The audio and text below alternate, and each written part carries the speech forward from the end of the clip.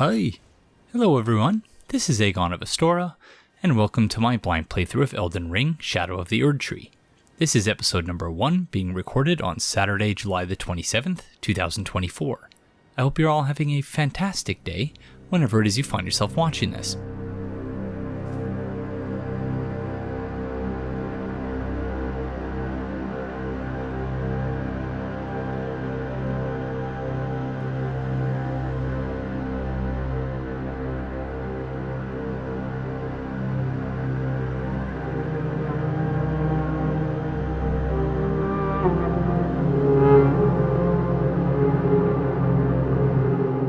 So, before we get started with the playthrough proper, there are a few housekeeping matters we need to attend to. First and foremost, I'd like to be clear about what I mean when I describe this as a blind playthrough. This means that going into this recording session, the only content I've been exposed to from the DLC is the announcement trailer. I watched that trailer once, shortly after it was released, and that's pretty much it. I've not completed a frame-by-frame analysis of the trailer, and to be frank, I don't really remember a whole lot about it. Additionally, I've not watched, listened to, or read any Shadow of the Erdtree content. The one thing I do know is that apparently I need to go to Miquella's Egg to start the DLC, but other than that, I'm going into this playthrough completely unspoiled. I should also note that I am playing online. I know that some people have an image of what constitutes a blind playthrough that is different from my own, and that's totally fine. During my blind playthrough of the base game, I had one or two people comment to say, I can't believe he's playing online. That's not a blind playthrough because you're getting spoilers from messages and bloodstains and everything. But of course, you never know what a message is actually saying. You don't know whether a message is actually being truthful about what's ahead and what isn't. Could be a meme that you don't understand. So, you're being forced to write using FromSoft's predetermined message system, and so, again, you don't always know exactly what a message is telling you. It is true that messages do make the game easier in some respects, but on the other hand, this is exactly how FromSoft intended for the game to be played. They intended for the game to be played online, otherwise they wouldn't have made that the default setting. So, for all those reasons, we're going to be playing this online. And in my view, that doesn't compromise the quote-unquote blind or unspoiled nature of the playthrough, but I suppose I'll leave that up to you to make up your own mind about that. Second, I should address my build. This is Regret. Hi. For those of you who have seen my blind playthrough of the base game, yes, this is the same build I used for that playthrough. My reason for this is simple: time. I've not had any time to play this game since completing my blind playthrough of the base game. That means it's been about a year since I last played Elden Ring, and I'm sure that will be evident from the gameplay you're about to see. And so rather than spending what little time I do have preparing a build for the DLC, I figured I would just use that time to actually start playing the DLC, so we're just going to go with the same build. I understand that as Regret's game world is in an endgame state, I may be missing out on some things in the DLC. I'm thinking about Dark Souls 3, whether you were pursuing a particular ending, the Lord of Hollows ending, that actually had an impact on the way that NPCs responded to you in the DLC, and there may be some of that here. This isn't going to be a comprehensive playthrough of the DLC, so, it is what it is. We may miss some things, and I think that's fine. I was also worried that Regret might be over-leveled for the DLC, so I asked a patron of the channel named Kevin whether I would be depriving myself of the intended experience by reusing this same build for the DLC, and he assured me that I would not regret using Regret for this playthrough, pun intended. So that's what we're going to do. I should note, however, that the reason we're here at the Academy of Raya Lucaria is that we're going to respec the build, because I got a few complaints during the blind playthrough of the base game that I was using a very sort of vanilla Dark Souls style build, and so I'm not sure if the build I have planned will address those very specific concerns.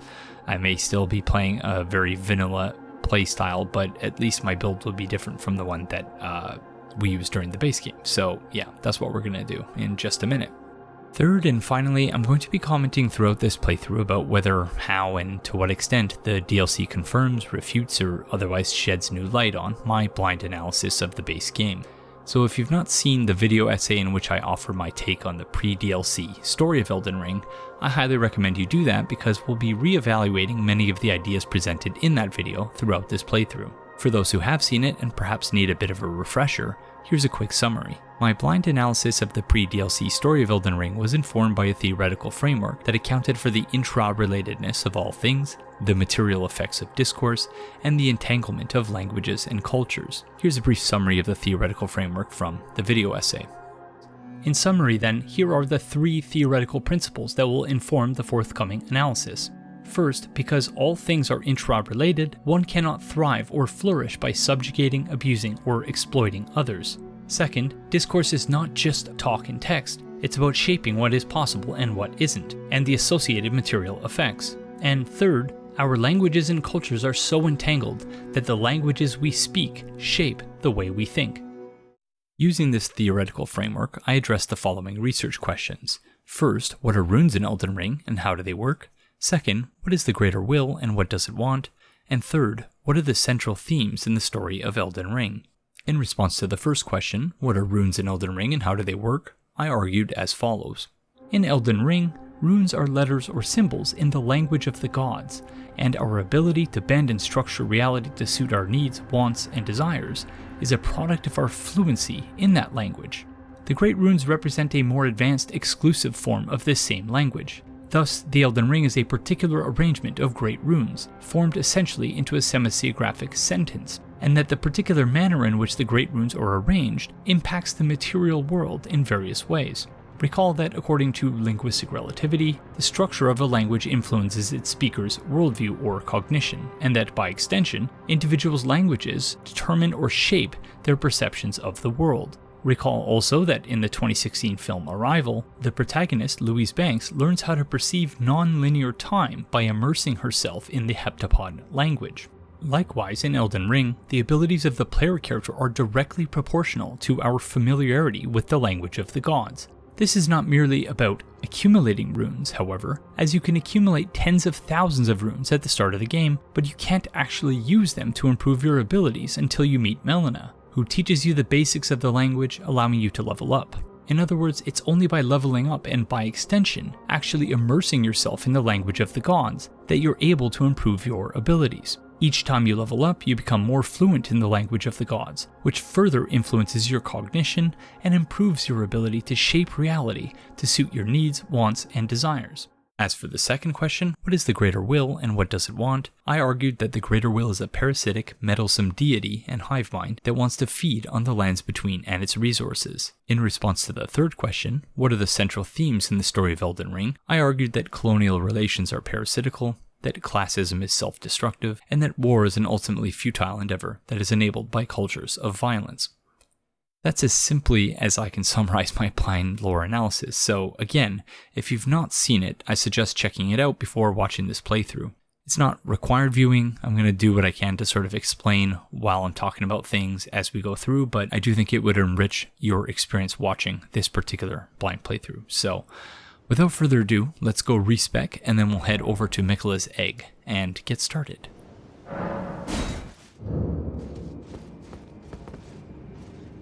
Okay, I figured we would want to approach the Site of Grace rather than warping there. And also that you probably wouldn't want to watch me respecking, so here we are. We're using this weapon here, Eleonora's Pole Blade, which appears to be quite adept at causing bleed buildup. Whoa, and it has quite a cool weapon art as well. So, apologies once again for... I'm going to be very, very rusty. Oh, and we have 563,000 runes. Wondering whether we should be spending those, but... yeah. I'm also keen to get started. Another thing I should note, for those who may think that I don't listen to feedback, we do have tutorials enabled, so better late than never, I guess. Many people got very, very upset when I disabled tutorials right at the start of my blind playthrough of the base game. So I've heard you, I apologize, and that's why we have tutorials enabled, because presumably there are going to be some new tutorial prompts.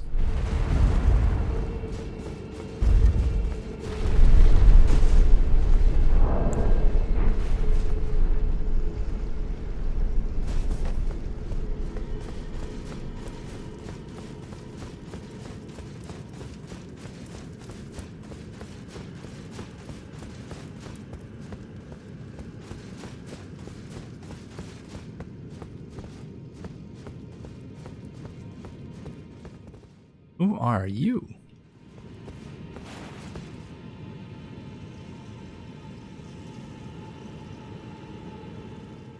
Okay, you're looking pretty fancy.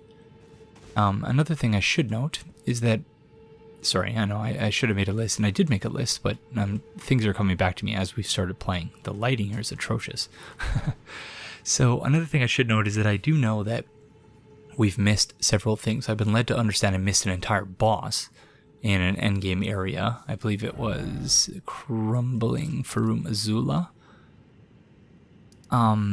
And maybe we'll revisit that at some point in this DLC playthrough. You know, I'd considered creating an addendum episode for the end of my blind playthrough of the base game, but, you know, again, just time has been the major limiting factor in, you know, limiting literally what I can and can't do in terms of playthrough content for the channel at the moment.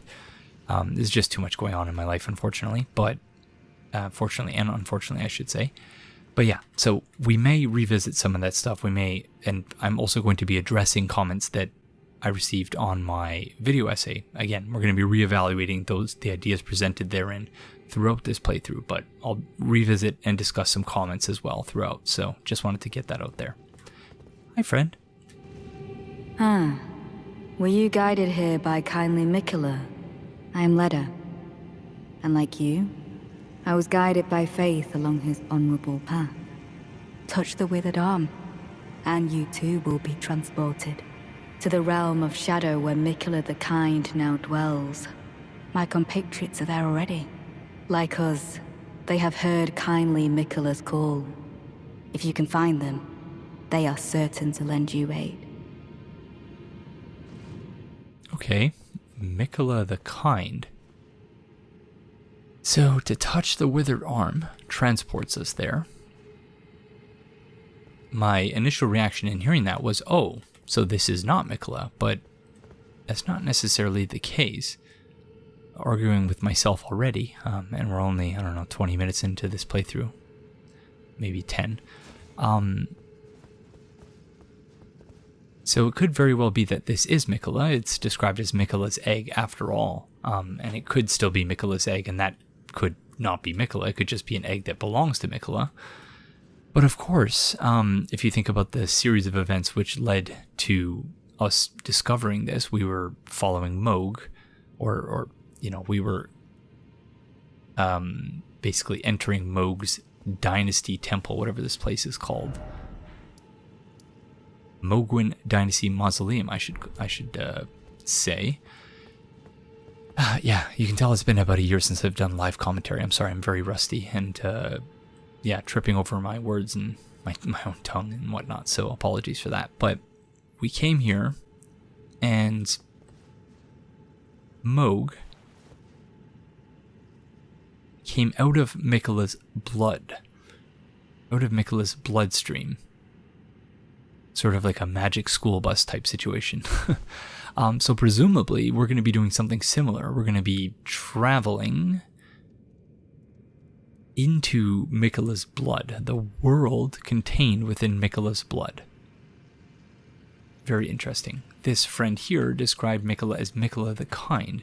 I want to say that's the first time we've heard him described in that way. We have heard that Mikola is adept at... Oh yeah, and there's this new recent items thing, which is tremendous. So yeah, kudos to FromSoft for doing this type of thing. Actually taking on some feedback about the amount of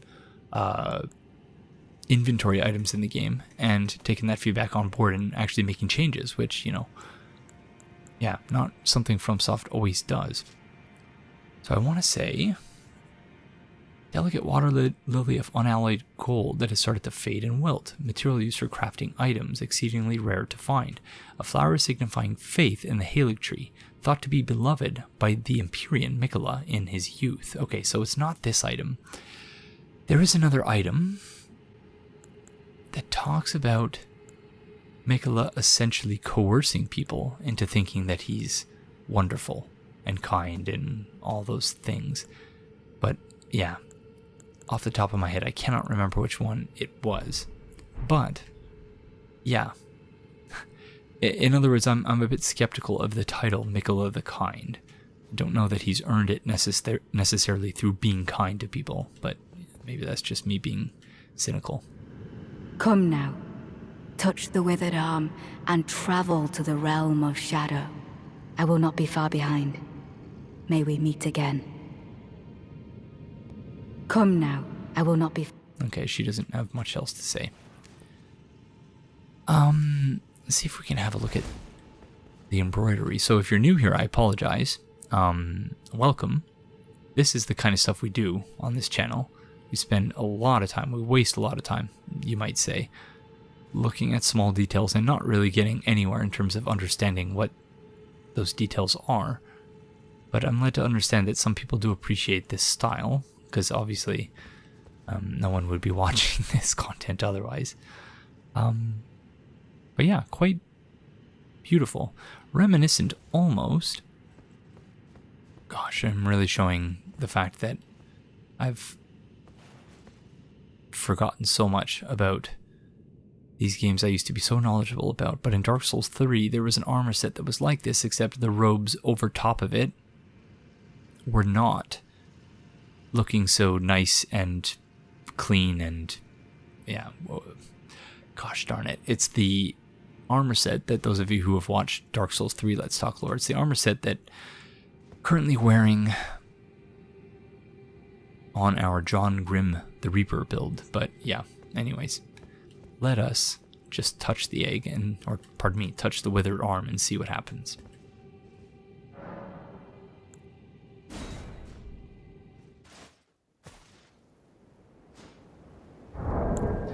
So I wonder how could we have known? Okay, whole new map. How could we have known to go and do that had I not Googled it? Again, I know, starting off a blind playthrough, saying, guys, trust me, this is totally blind. I've not seen any Gravesite Plain, okay? I'm not familiar with anything, you know, I've not looked up any spoilers or anything. Of course, I did note that the one thing I did do was look up how to start the DLC.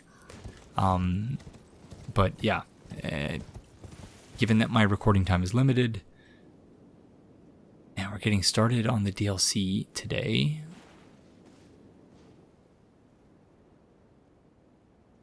I thought that was one of those rot worshipping insects, but it's just some sort of vegetation growing on the side of the side of that building there. Yeah, all of that is to say, I didn't want to spend time just running around the world trying to be like, I'm looking for clues. Where do I start the DLC? So, you know, I just searched on Google.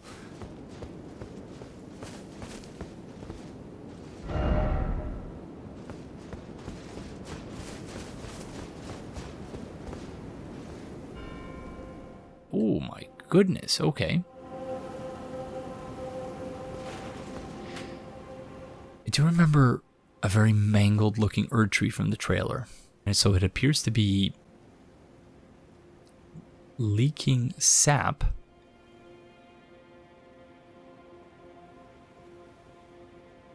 of some description. There's also a sort of veil. I'm not sure what these things are called. It's reminiscent in the Queen's bedchamber. There's this veil type thing over that bed there. So that's what that makes me think of. We have a church type place over there.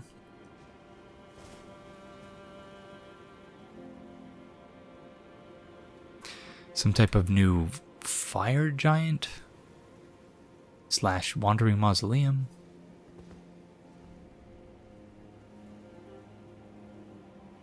Gravestones that are astral projections. That's really interesting. A la the projections we see in the mountaintops of the giants. Very interesting stuff. Okay. I'm sure that my build is not optimal. But let's see how much damage we're doing, actually. 531, okay, that's pretty decent.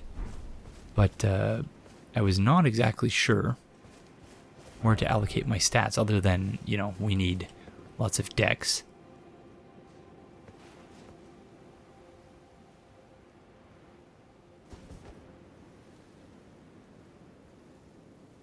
Okay, the time of day system appears to be the same as well. Okay, there's a lot of stuff we need to tease out here.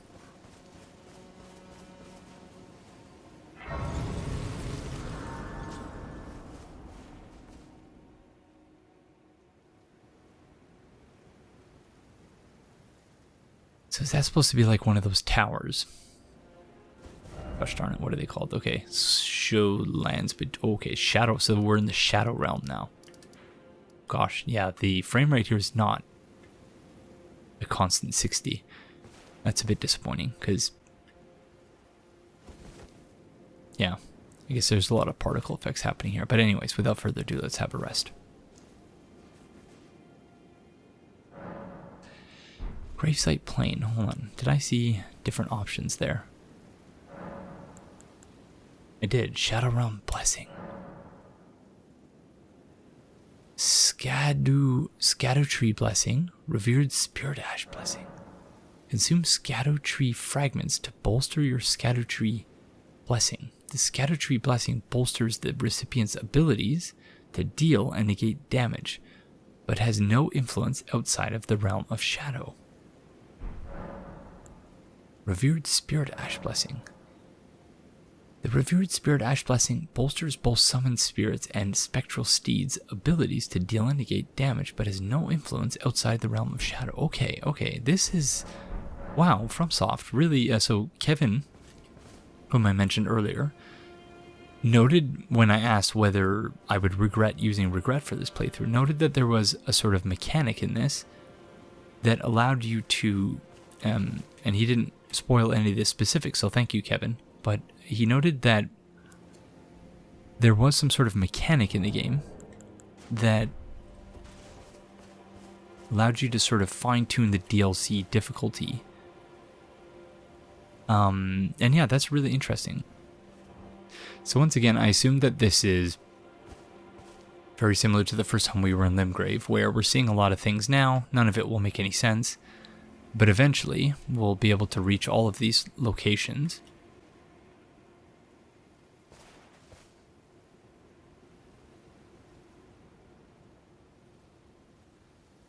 Including, I would imagine, the upper reaches of the tree here. Because I can't imagine the tree would have been designed in this fashion if we weren't meant to traverse it at some point. Very Drang Lake-esque castle there.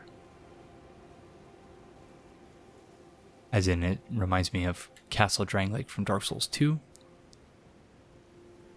Okay. Let's start exploring. I'm only kind of scared, which is part of the reason why I'm delaying so much. Hoping that there's a spirit spring or something here, but it doesn't look that way. So again, we'll likely have to find our way down there at some point.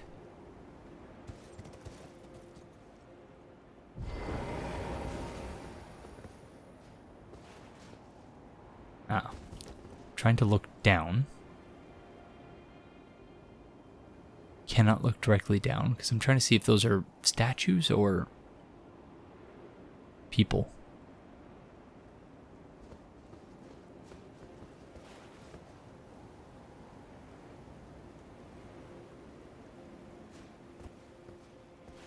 So yeah, these appear to be the wandering mausoleums of the Shadow Realm. Yeah, the frame rate just keeps dipping. So apologies, that's not in the game capture, that's in the actual game. As is FromSoft tradition, I think. Are there new wildlife here? Is there new wildlife, I should say? That look just like the sort of bunny foxes that we saw in the Lands Between. Same birds as well. Lump of flesh. So I have no particular strategy here or approach. I'm just running around aimlessly. I'm thinking maybe we could just sweep the outside of the area first. See if there are any dungeons or anything to be found. Although, actually, you know what? There's a map here. So, it's probably... Is that a warthog?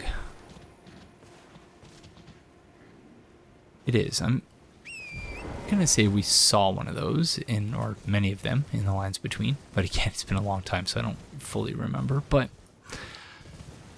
I'm reasonably certain we have. So let's just run for the map, and then we'll decide where we're going from there. I assume we're gonna get jumped at some point. Oh, Rada fruit, okay. Oh, I love this new inventory feature. Berry-like fruit that grows into spirit grave grass, material used for crafting items. Easily found everywhere in the realm of shadow, though its bitter taste makes it unsuitable for consumption by humans.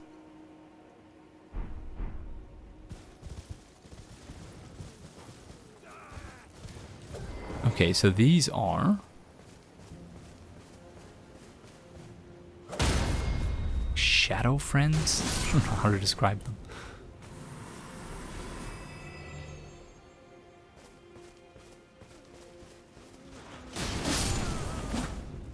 Okay, I like this weapon a lot.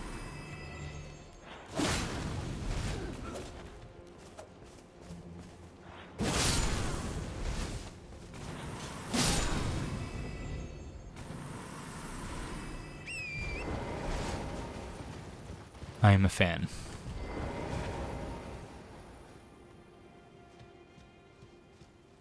Oh, there's a ghost, okay. Map, Gravesite Plain. Oh, I love this. It's like they made this feature just for me. Map of the Gravesite Plain, a somber plain covered in spirit graves. The spiral tower of the Hornscent lies to the northwest, and the entire expanse is marred by the harrowing ravages of war. Harrowing ravages of war. So again, in keeping with the... You know, I had a lot of people say, and fair enough in hindsight, knowing what I know now about the story of Elden Ring and some of the more sort of basic details I got wrong, that the sort of my attempt to piece together what happened was not perfect. It was suboptimal. I got a lot of things wrong, as I mentioned, but my thematic analysis, I've been told, was actually right on the money. And one of the more obvious ones there is the futility of war, and how, you know, it's fairly obvious that the story of Elden Ring is meant to be a cautionary tale about war and you know, cultures of violence that glorify war, and how it's all largely pointless. Not largely pointless, just pointless. And yeah, this area already is bringing that theme to the fore once again. Hi, friend. Ooh, everyone burned to cinders, burned away, put to the torch by Mesmer and his lot. What did we do to deserve such a fate? We merely lived our lives, we lived in peace. Oh, that's sad. Who's Mesmer? Someone who oh, okay. So we did talk about... We talked about Miquella as sort of coercing people into liking him. In other words, you could argue that he mesmerized people. And you might imagine that someone named Mesmer is someone who, yeah, is someone who's known for mesmerizing people. So yeah, who knows whether there's any validity to that idea, but could very well be. Okay, so, you know, I heard that this game was massive. Or rather, that the DLC was massive, that it sort of rivaled the base game. But yeah, considering this is just the first map we get, and it's already pretty large, is, yeah, perhaps an indication of the massive scale of it. Okay, so we have the map, and I'm no more decided now about where we should go than I was before.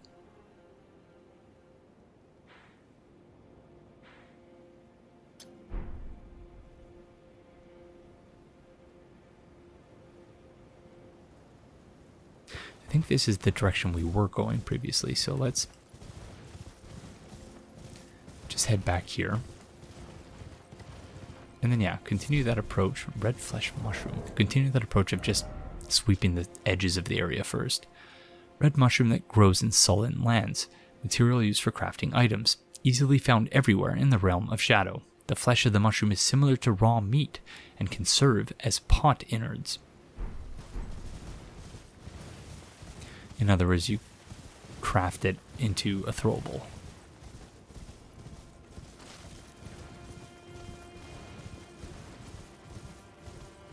Okay, this is where we started.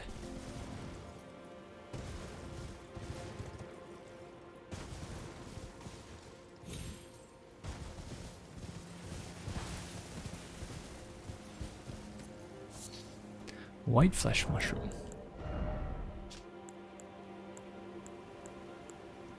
So it's a milky white mushroom that grows in sullen lands, but the rest of the description is the same.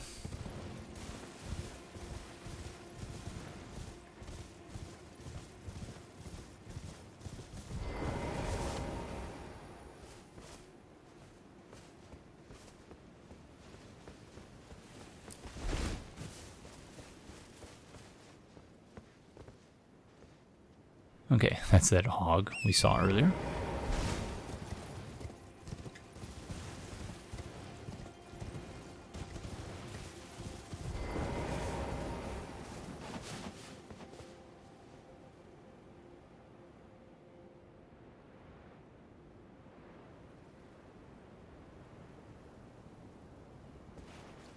What are you? Oh, it's a dragon, because of course it's a dragon. Why wouldn't there be a dragon there? That is also a massive dragon. Oh my goodness. This appears to be like a volcano-esque structure, or structure, land formation, however you describe it. I'm obviously not a geologist. It's akin, visions of dragon and then suffering. Akin to Volcano Manor, that's why I'm saying that, not because I have any specialized knowledge of geological formations, but yeah, that's what it reminds me of.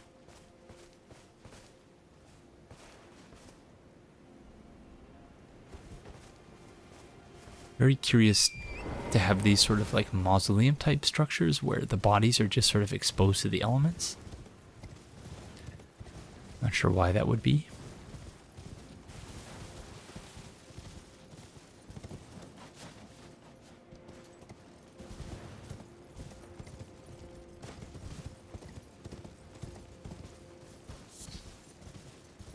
So Rata fruit, I guess, is the Shadow Realm equivalent of Roa fruit. Might be a bit reductive, but that's what the name suggests to me anyway.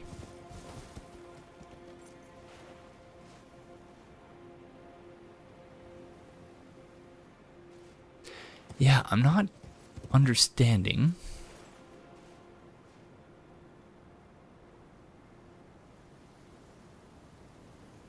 There's a friend in there with a massive shield and a big club type weapon, so I'm sure he's friendly. I'm not understanding a lot about this area thus far. Like, I get spectral trees and animals because that makes sense. You know, I don't, in reality, I don't think trees have souls or anything like that, but I can understand the logic in thinking that they do.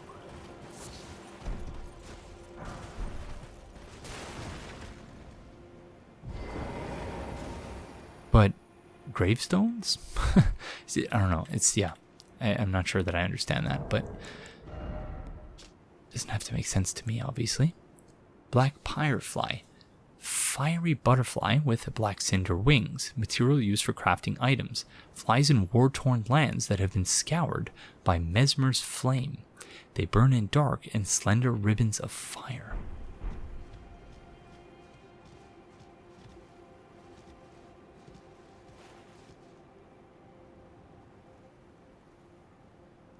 Okay. You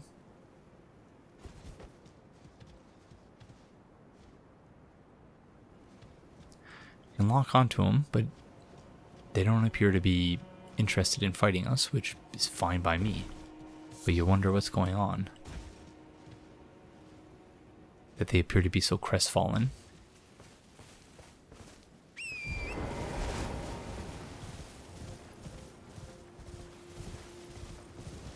I don't know why I'm going out of my way to get all these crafting materials as though I will ever use them.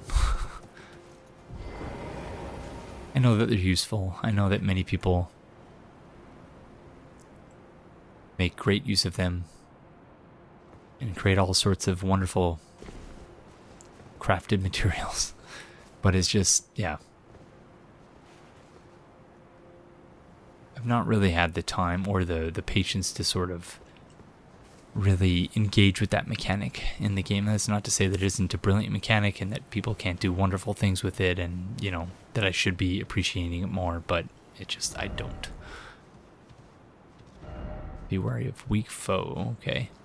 So that means, and we just activated a Stake of Marika, so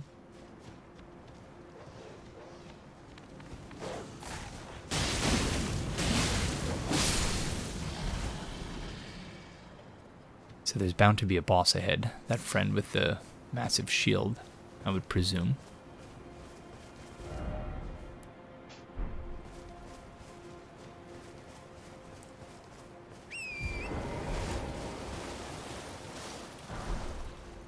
Broken Rune. Okay, we have to check that out.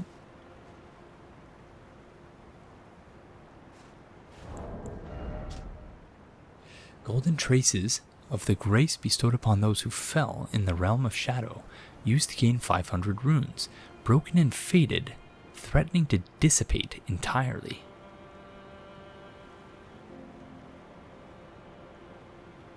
Okay, interesting. Again, I'm thinking about how, or whether the various things we're finding can be said to confirm or refute. Oh my, there's a statue of Marika with the head cut off, so I assume that's telling. Yeah, and so I'm thinking about my sort of theory about how runes work.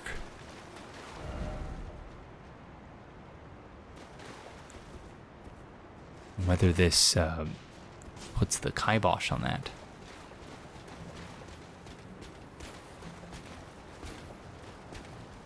Not sure if I can parry this. I think I can when it's one-handed. Yeah. Beautiful.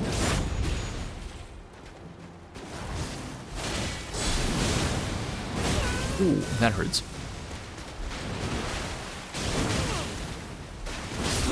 Ouch, that hurt.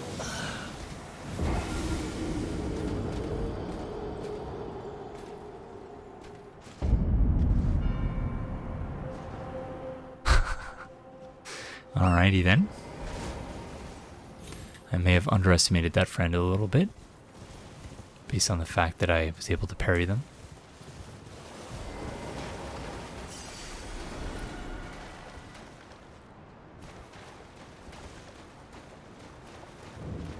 Church of Consolation. Maybe we'll stick to parrying.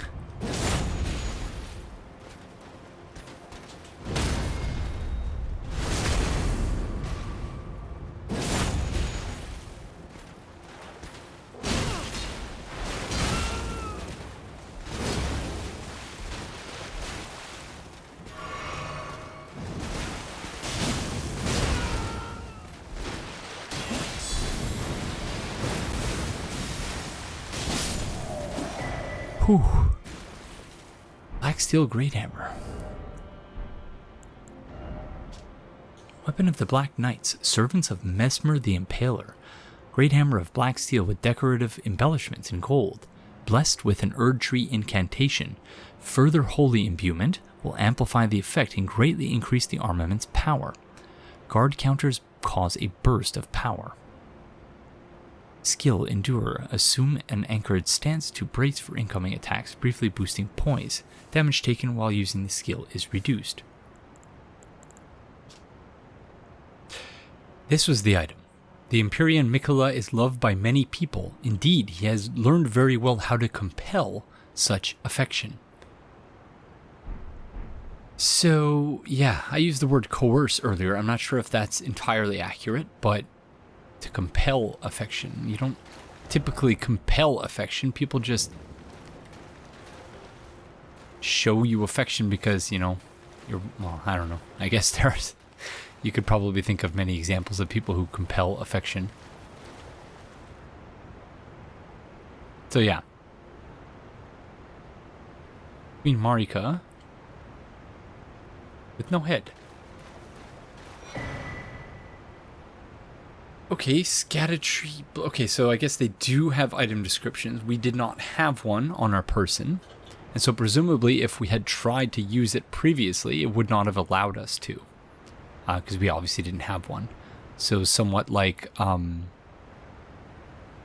if you have one of those Erdtree favor, oh gosh darn it, I forgot the items for upgrading your flasks.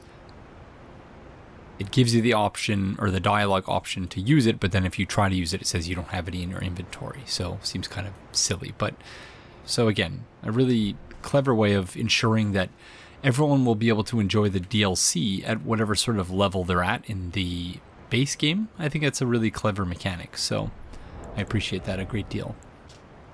A splinter of the Scadutree that contains golden brilliance, acquired at the Church of Marika and other places in the realm of Shadow.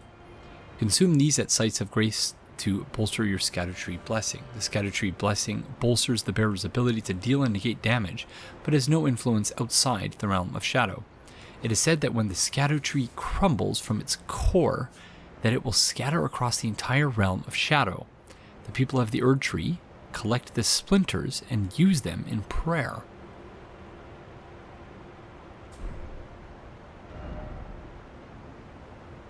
Scadutree scatter. So presumably, that mangled looking tree is the Scadutree.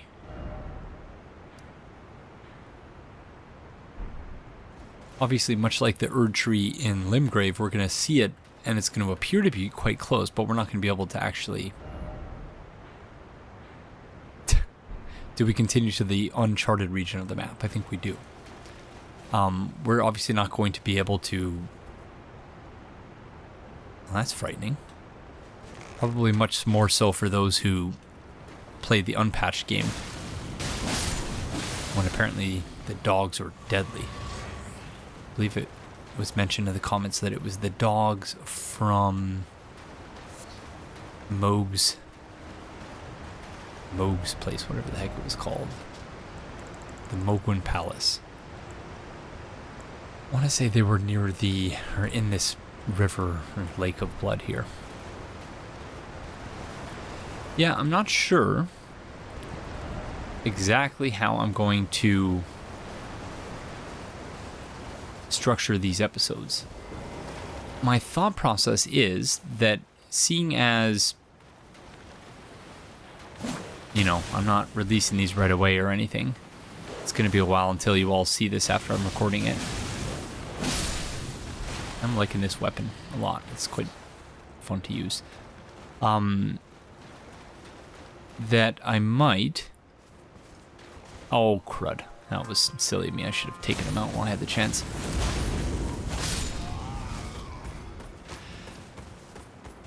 That, you know, there's no reason for me to artificially limit the episode to, you know, 2 hours or something like that, because...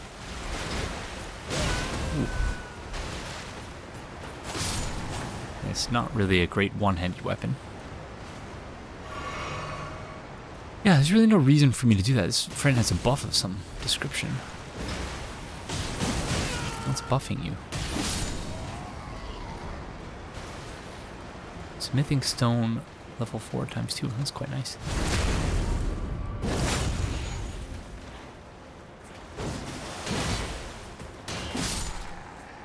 Yeah, there's really no reason for me to limit the episode length. Dew gem. Gosh, I can't finish any thoughts because there's always something happening. Succulent plant that has supped on night-tinged dew. Material used for crafting items. Glows at night and blossoms mainly at the waterside. Said to have been used in the practice of sprite medicine long ago. It's the act of healing people with sprite. It's a terrible joke, even by my standards. So yeah, I think what we might end up doing is just sort of going with longer episodes where we complete much, a predetermined chunk of content. But of course, I'm not going to know what that chunk of content is until we've completed it. So why is it always rolling? Good question.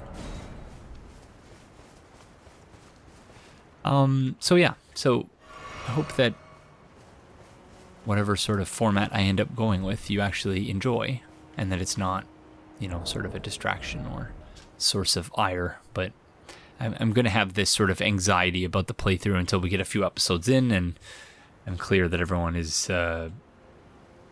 going to enjoy it. But of course, I can never know for sure. So I'm probably going to continue to be anxious about it for a while. So my apologies for that. Fire coil, a device of fire used by Mesmer's soldiers. Lingering embers bundled into a coil. Craftable item. Uses FP to conjure tiny fire snakes from the spot that it is thrown. The writhing snakes pursue foes. Fire was a symbol of the crusade, and even Mesmer's rank-and-file soldiers would wield it.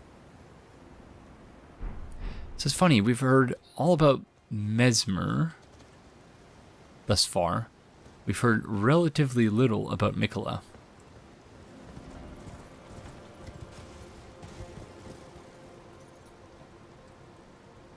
I'm just really fascinated by the idea of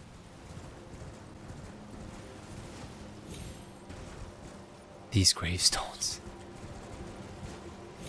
It just makes no sense to me. But I'm intrigued by it, so well played, FromSoft. Okay, where to now? So this would be the next obvious place. Well, I guess the next obvious place would be the one literally right in front of us. But since when have I ever done the obvious thing? Certainly not in my blind playthrough of the base game. I don't know that I ever did that. And again, a source of much consternation and frustration from many viewers, so I would apologize, but that's just sort of the nature of these playthroughs. Just don't.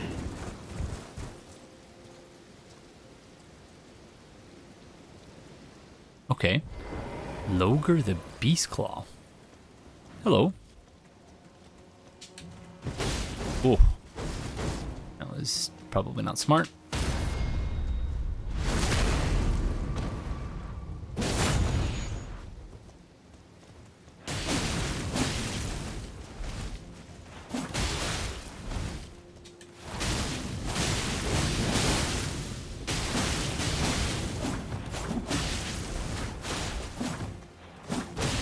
Ooh.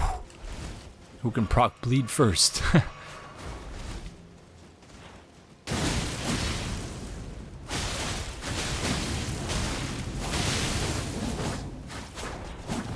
Oh. Now my stamina management is quite poor at the moment. I've already forgotten about my flask of wondrous physic. I don't even know what's in it.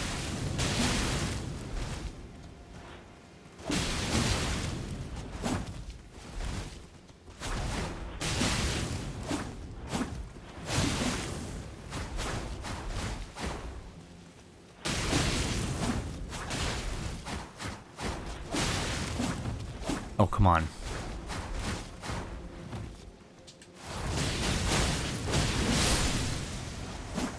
I get it. It's supposed to be Logan. I'm quite slow. It's taking that long to figure that out. Loger Beastclaw, aka Logan Wolverine from X-Men.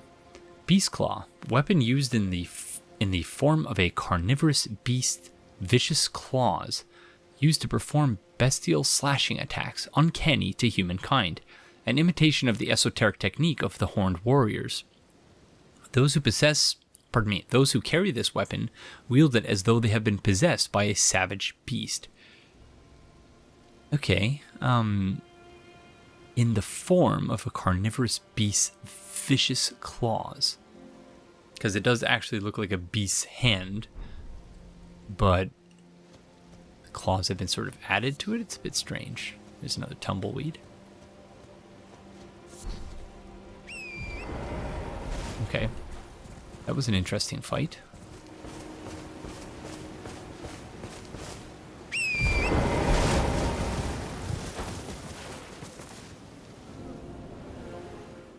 There's a friend on top of this archway here.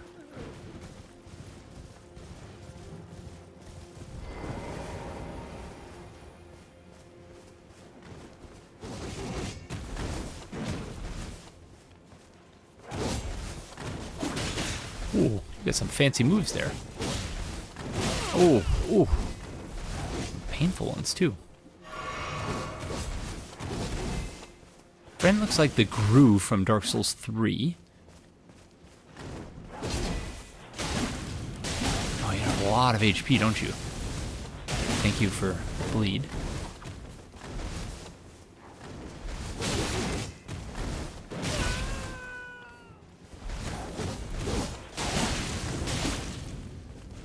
Mikola is often associated with rings. This friend has a ring-esque weapon, so I wonder if they're supposed to be a follower of Mikola. Okay, very interesting look to them. Okay, just remembering now. Reminiscent of the Gru, but also reminiscent of... what is his name? Morgott. How could I forget Morgott? Of course, Morgott. Out of fruit and Curse Blades Cirque.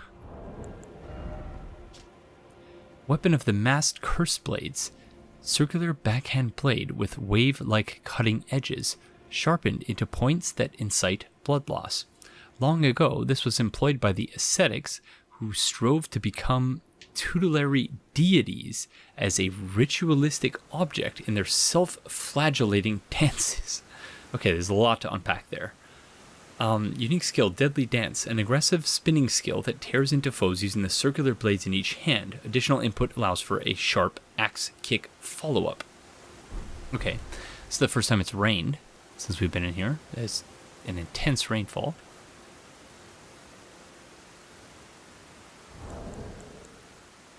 Okay, so as I mentioned, lots to unpack. So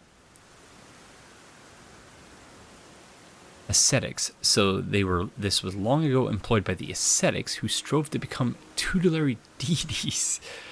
Okay, ascetics. So that's like a monk. So they were monks who wanted to become tutelary. So like deities in training, people who are learning to be deities. And it was wielded by them as a ritualistic object. And it was wielded by them as a ritualistic object in their self-flagellating dances. So their dances were such that they were cutting themselves. Self-flagellating, sort of self-punishing. Okay, yeah. So I'm sure we'll be seeing more of them. So I have to continue to think about the significance of all that, because that's a lot. A lot to unpack, as I said. Okay, so this is where we entered the area. I just want to follow the cliff facing, I think. Is that another one already? And that's something different, it looks like.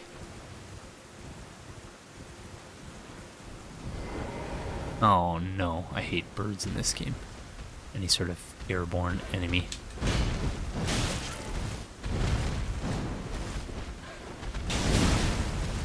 Okay. We're actually quite fair, friend. You're not really using your main advantage, which is your wings, so thank you for that. It's It's almost like you heard my complaint in advance. What are you?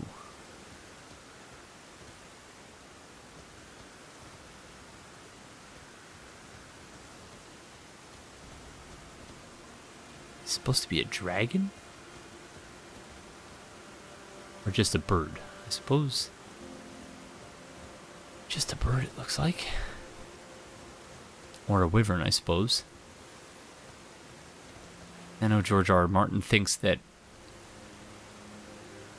it's more anatomically correct if dragons only have legs, they don't have arms.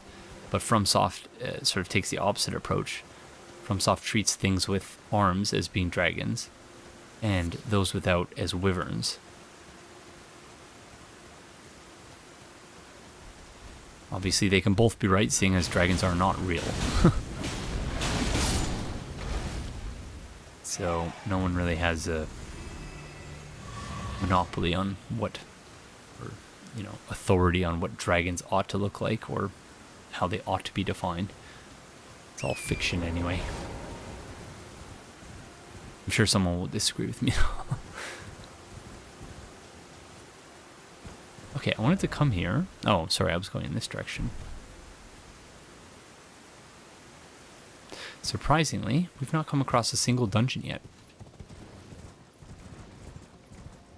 So in terms of trying to avoid the mistakes I made, mistakes is probably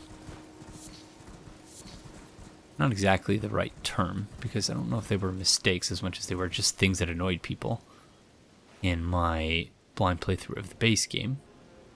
Okay, that's weird. Tentacles with faces, because why not? And once again, they're projections. One of the mistakes I made was,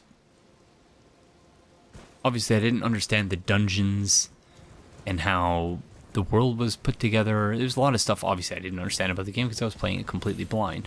And much like this playthrough, I'd only watched the one trailer before I played the game and didn't really engage. When I say didn't really, I didn't engage with the community at all. Mostly, again, time constraints.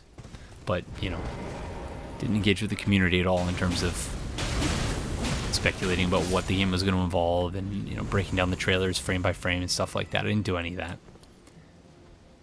And so, when I was in Limgrave, I came across a door leading to a place that said it was catacombs. And so, of course, I'm thinking about my experience playing Dark Souls. And I'm thinking, oh, catacombs. So, like, that's some area, like another area of the world, as opposed to thinking of it as a self-contained dungeon, because I didn't know that there were self-contained dungeons in the game yet. And so, rather than proceeding forward, I, you know, decided, okay, I'll unlock as many places as I can. And then once I'm no longer able to sort of proceed further, I'll just sort of knock out all those places one by one. And, you know, it made sense to me at the time. Obviously, it doesn't now looking back because I understand the game now and I've played it and I know why people found that frustrating. But at the time, obviously, I didn't. But having said all of that, as soon as I come across a place in this DLC, I will do it right away because I don't want to annoy people again. Okay, so you can hurt these friends, but they don't appear to be aggressive at all. Ooh, we're gently swaying in the wind, but we're friendly. Okay, my voice cracked there. Apologies, I am rather under the weather. My daughter, since we completed the previous playthrough, my daughter has started daycare. Oh my goodness. Which means oh, I'm dead.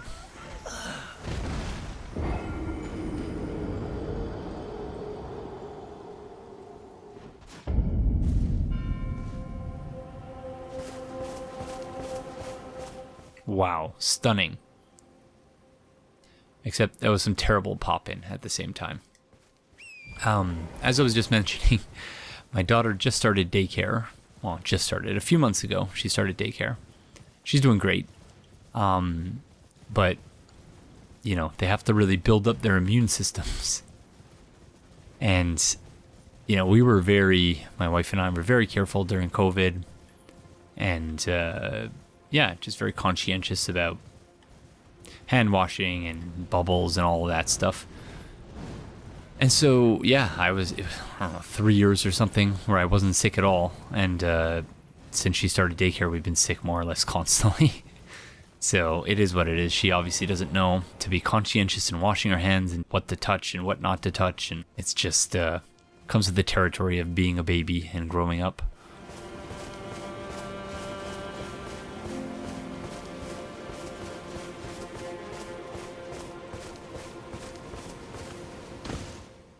Okay.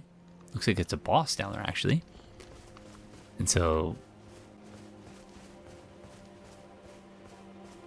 the other day I'm putting her to bed and giving her some water. She has this little cup with a straw in it. And I put the straw towards her and say, would you like some water? And for those of you who don't know, her name is not actually Aurelia of Astora, but that's what I've referred to her as on the channel. So I give Aurelia of Astora the cup and I put the straw towards her. She takes a sip and then she takes the straw, puts it in front of my mouth and says, Daddy. And I'm like, no, I'm not thirsty. You have some. And she just, Daddy, just held it in front of my lips. And I was like, okay, that's too cute to not take her up on that offer. So I took a sip of her water and then fast forward a few days and I'm sick. So, you know, it is what it is. It was worth it because it was a cute moment, but still, obviously, I would rather not be sick. But all of that is to say, I apologize if my voice sounds off because, yeah, definitely sick.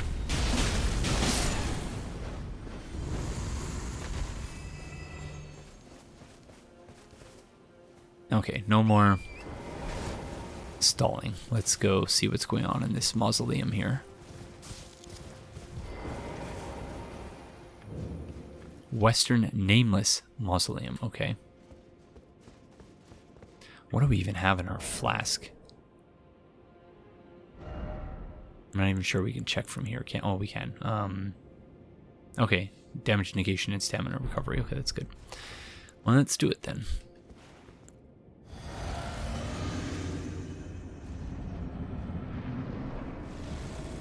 Blackgaol Knight, okay. Ouch.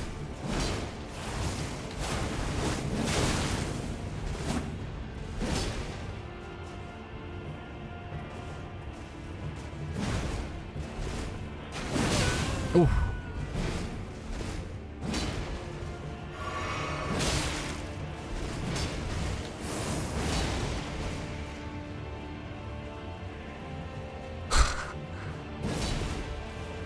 Okay, not off to a good start. And it's a nice crossbow you got there, friend. Be a shame if someone killed you and took it from you.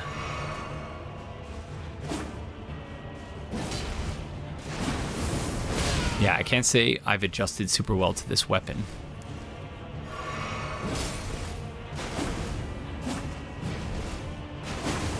Oh.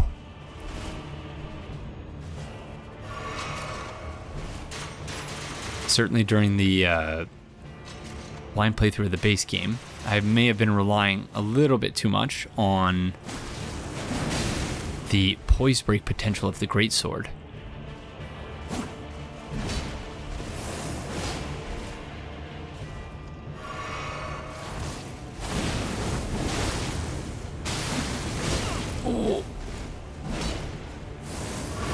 Oh.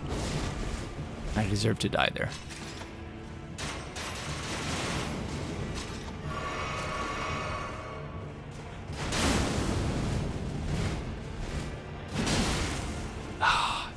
Just dreadful this far. Oh, I gotta stop trying to trade with this guy. I don't know what I'm doing. Again, I'm still in that greatsword mindset. Oh, I thought I could have backstabbed them there. Apparently not. I don't know, why is he a white phantom?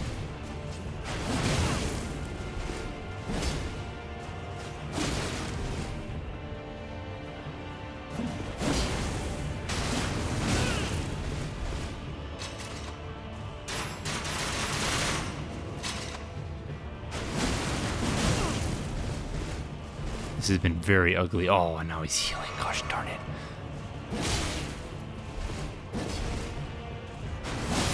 Can he just not be backstabbed?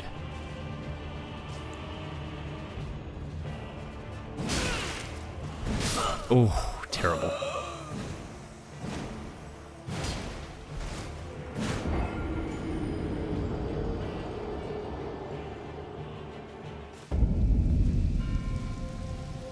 Alrighty.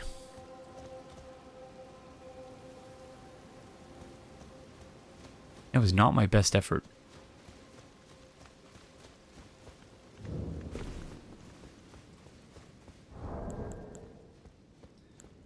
Okay, oh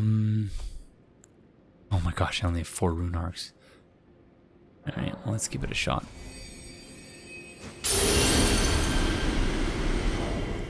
Okay, I have no idea what we're going to do differently here, other than maybe let's try to parry. Yeah.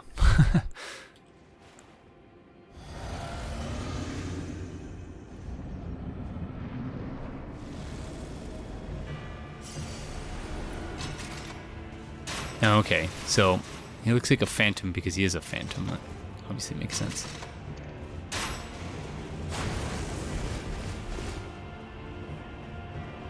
Oh. Even one-handed, I don't know that you can parry a jumping attack, unfortunately. Okay, you can backstab him, I was just missing. Fair enough.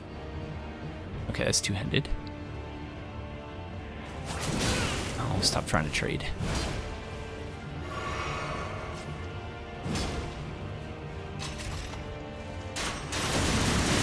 Oh, it's too tight an angle.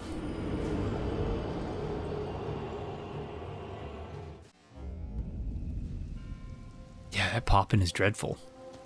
Yeah, it's a very tight angle being that close. I was having success running around that at a distance, so yeah, note to self, if you're close, you can't just run around that. You have to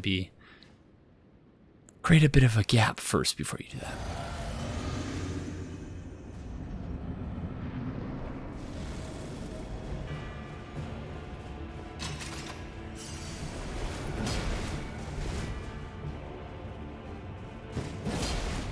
Too early there.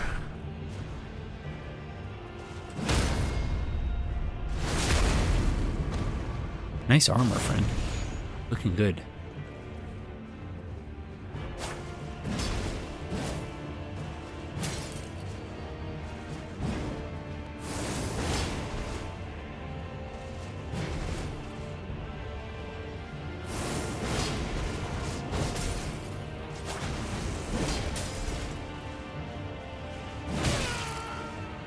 Too early.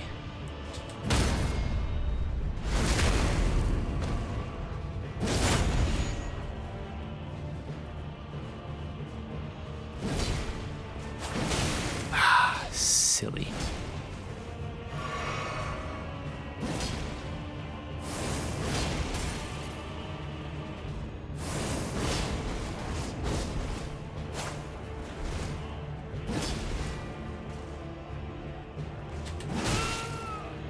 Late. Ah.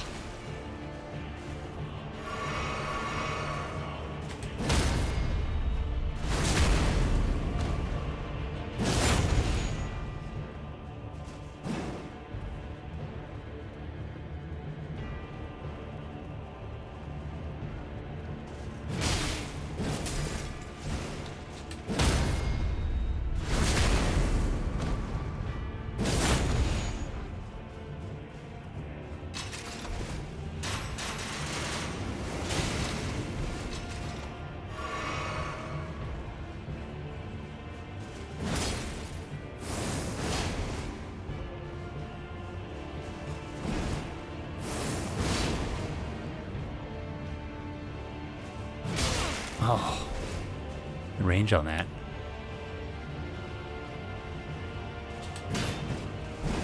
Partial parry.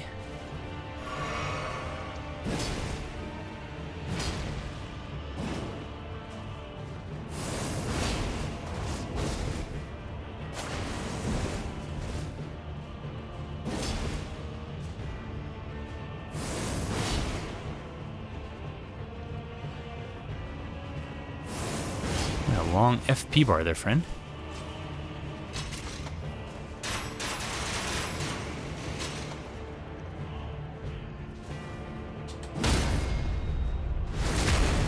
Okay, this fight is taking a while, but that's alright.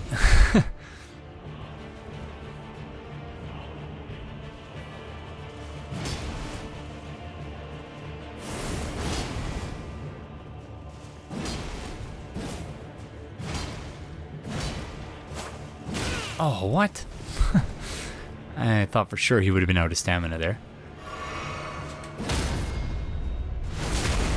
Now we gotta keep him from healing. He's at less than 50%, so he's probably gonna heal now. Yeah. Oh, gosh darn it. Hopefully he doesn't have a lot of Estus, otherwise this is gonna be a very long fight.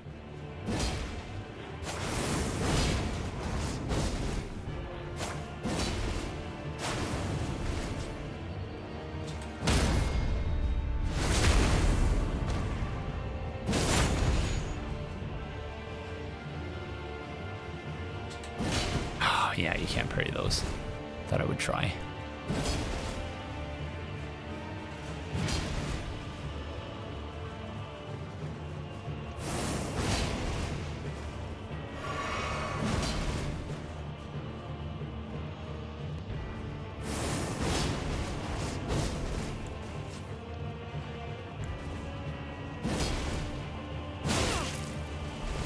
Silly.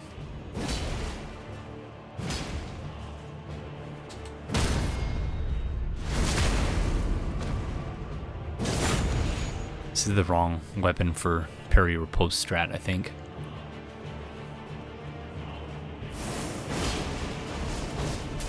But yeah, we're locked in now, basically.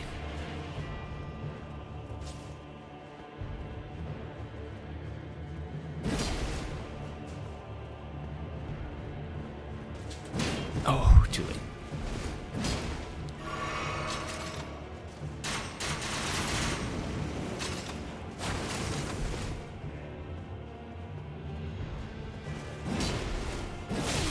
Oh.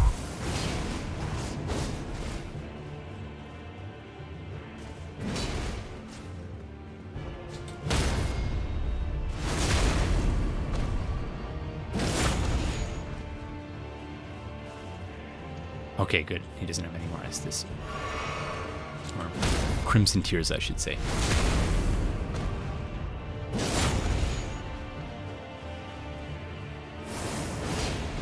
Seemingly unlimited FP, though.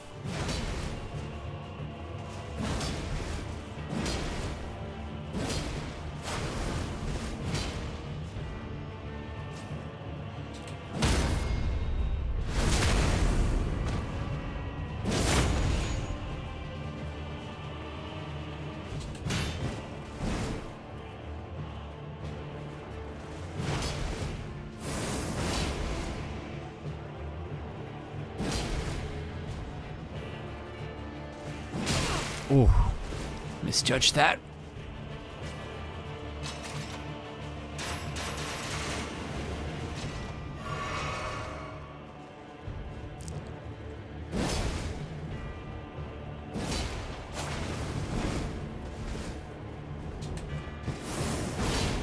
Oh, that was lucky.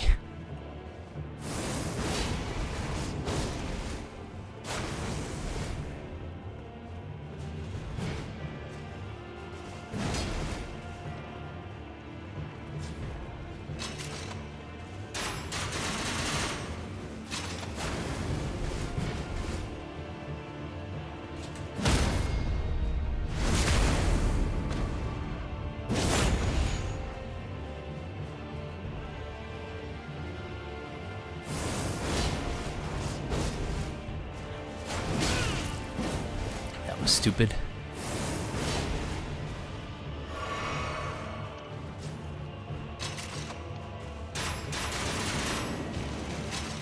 Oh, just missed.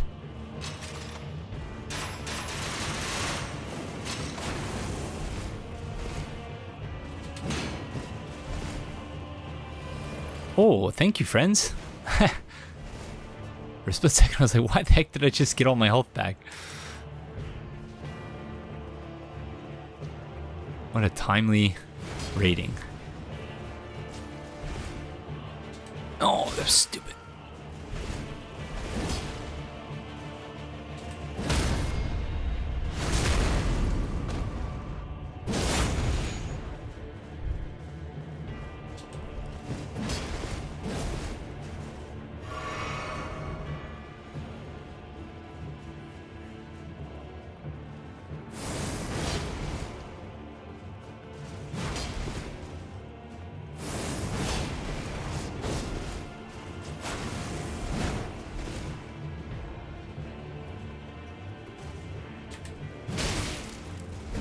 Oh my gosh.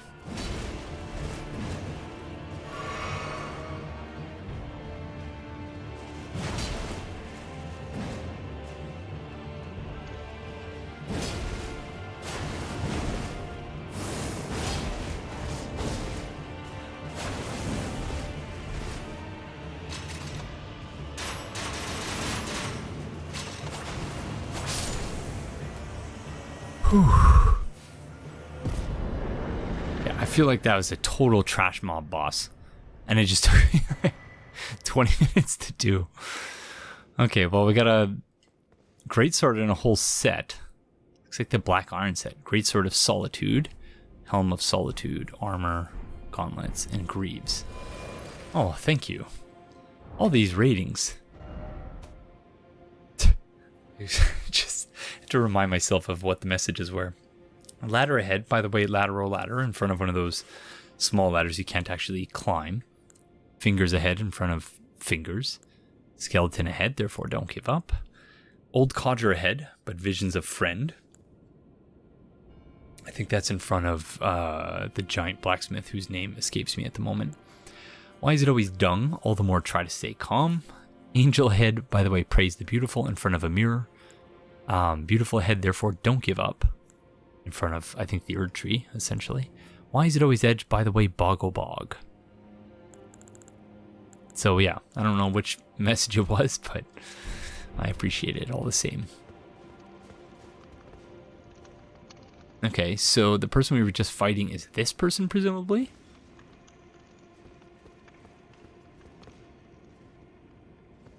Very interesting. Steel greatsword wielded by the Knights of the Solitary Jail. Through a secret rite, they relinquish their hearts for heightened battle prowess. Next, they engrave their blades with two crests, one depicting the light of birth and the other solitude. Solitary moon slash, sharply slash downwards using the greatsword, shooting forward an arc of light. Strong attack allows for an advancing follow-up, which he only used like half of the time. Yeah, very interesting. It was almost like a Moonlight Greatsword, but mixed with the Black Blade sort of ranged attack that is used by the Black Blade Assassins. Steel Helm of the Knights of the Solitary Jail, part of a heavy armor set that covers the whole body in overlapping plates of steel. The Nameless Mausoleums of the Realm of Shadow are said to hold the spirits of warriors who lost their names or their hearts. This one is bedecked with a black cloak. Okay, well that was fun. A bit more difficult than I was expecting it would be. Oh! These things are just like the ones we see outside of the Everjails. Like, they're obviously different, but I never quite understood what their deal was in the base game. Presumably something having to do with keeping that person, the people in the Everjail, sort of locked in there. But yeah. So, can we not access whatever that is that looks like a pool of water? It might actually be up there. Yeah, it looks like there's a whole area we're not going to be able to access just yet. Until we find our way up that cliff. Indeed. There's a whole, like, dungeon there. Okay. At least, you know, thinking back to when I was trying to find my way to... what was it? The Moonlight Altar. And I just spent so long just being like, why can't I get there? Why do I, why is it impossible to reach that place? And, you just have to be patient. And eventually, you'll be able to find it. Although, having said that, my insistence on finding it was perhaps part of the reason why I found it. And it seems kind of tautological to say. I was insistent on finding it, therefore I found it, but it is indeed an open question. Oh, screw you, friends. I'm not even going to mess with you.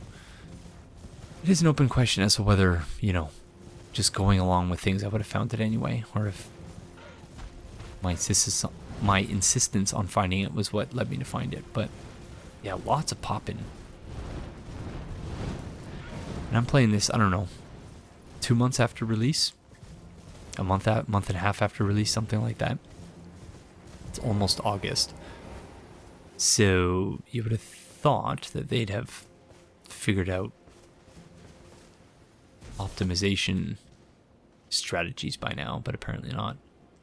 I'm fascinated by this, shadow building over there. Does that correspond to that dungeon? No, that's another place entirely. I think it's either that or this. Oh, it's this. Clearly.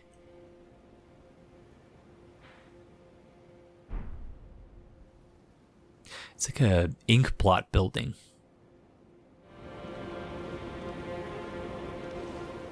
Hi, friend.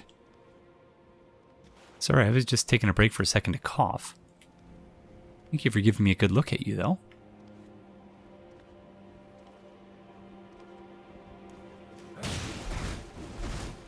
So they just sort of scratch at you with their hands. It's very sad.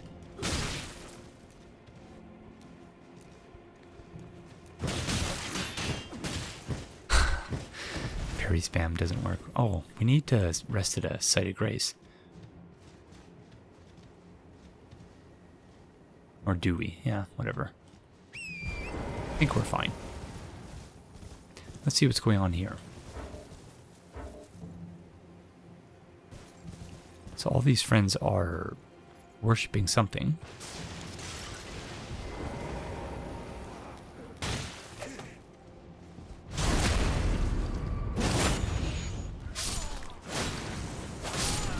Of course, I choose a bleed weapon, going into an area where everyone is a is a ghost. Of course. I'm gonna respec my whole build around bleed weapons. Oh wait, no one has blood here. What am I gonna do?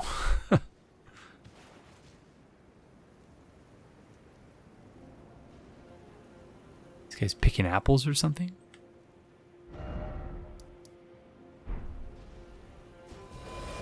Oh, thank you. All these extremely timely heals.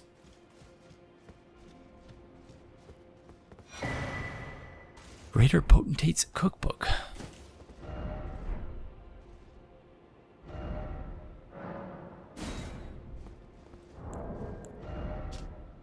A record of crafting techniques of the Greater Potentate who roamed lands near and far. Haunted by the grotesque practice of his village of birth, he stuffed great pots with all manner of things. Acquire the knowledge to craft the following. Hefty fire pot. Haunted by the grotesque practice of his village of birth, he stuffed great pots with all manner of things. So, this is the potentate who left Jarburg, leaving them without a leader? Craftable item prepared using a capricious cracked pot. A goodly amount of materials is sealed inside. Throw at enemies to inflict severe fire damage.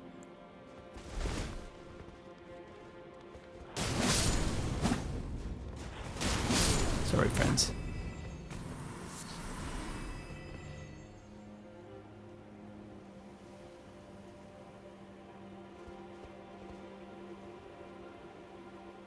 Yeah, fascinating place. So another thing, just again, in keeping with this theme of trying to address some of the things that bothered people about my blind playthrough of the base game, I summoned a lot in the base game because, of course, there were some instances where it was trying to ensure that I've completed quest lines appropriately, other cases where, yeah, I just wanted to summon, didn't really care. whether it borked the boss fight or made it too easy or whatever. But yes, I am going to try to not summon very often in this.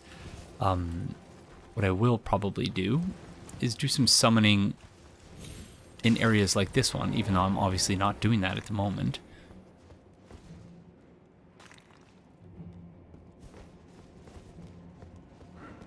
Oh, leave me alone, friends.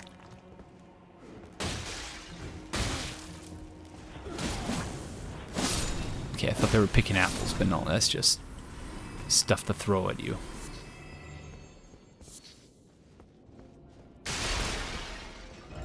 Didn't expect rolling. I did.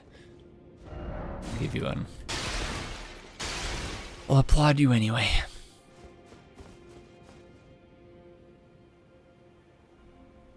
But yeah, I'm not even sure what other summons do I even have. I wish you could sort by upgrade level. I can't remember which ones I upgraded. Obviously, Aurelia, Jellyfish Friend. I think it's just the other two, the Latenna and the Mimic Tier. Yeah, those are the only ones I've upgraded, but probably not worth it to summon Latenna because I wouldn't know where to position her. And also probably not worth it to summon, or the Mimic Tier would be too powerful, just because the Mimic Tier is too powerful in general, I suppose. So going to avoid summoning a second Regret, because one Regret is enough Regret for most purposes.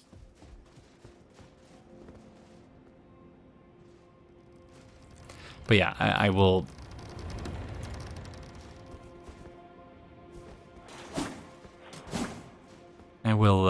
probably not summon during bosses, but I might summon in open world areas. But, you know, again, obviously I'm not doing it at this moment, so who knows whether I'm telling the truth.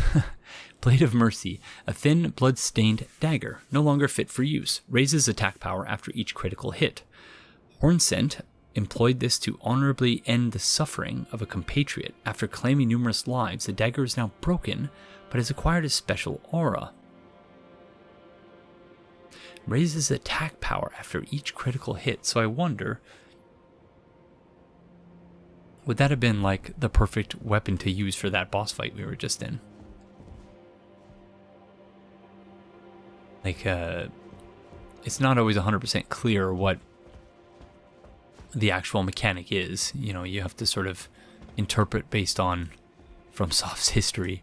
Thinking back to the life ring in Dark Souls 1, the English translation anyway said something to the effect of like regenerates HP or I don't remember exactly what it was, but essentially it just gives you a small boost to HP. But the item description in the gift menu implied that it restored HP or something like that, or regenerated it, but obviously it didn't do that. So, you know, it's always an open question of how the mechanics of an item work. It's never usually fully addressed by the item description, so I'm wondering, you know, with each, what did it say, with each successive, after each critical hit. So they don't, that says to me they don't need to be in a row or anything.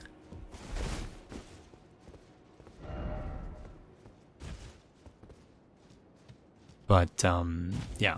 Okay. I'm sort of going in circles here. Verbally and in the area itself. So let's see if we can finish exploring here so we can move on.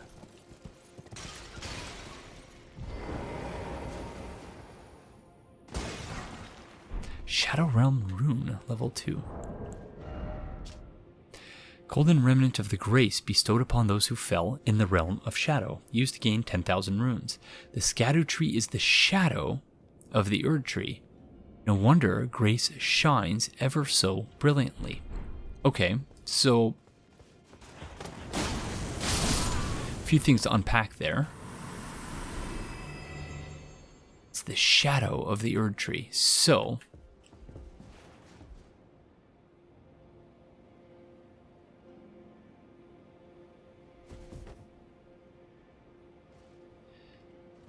going back to Dark Souls, obviously Dark Souls is all about light and dark.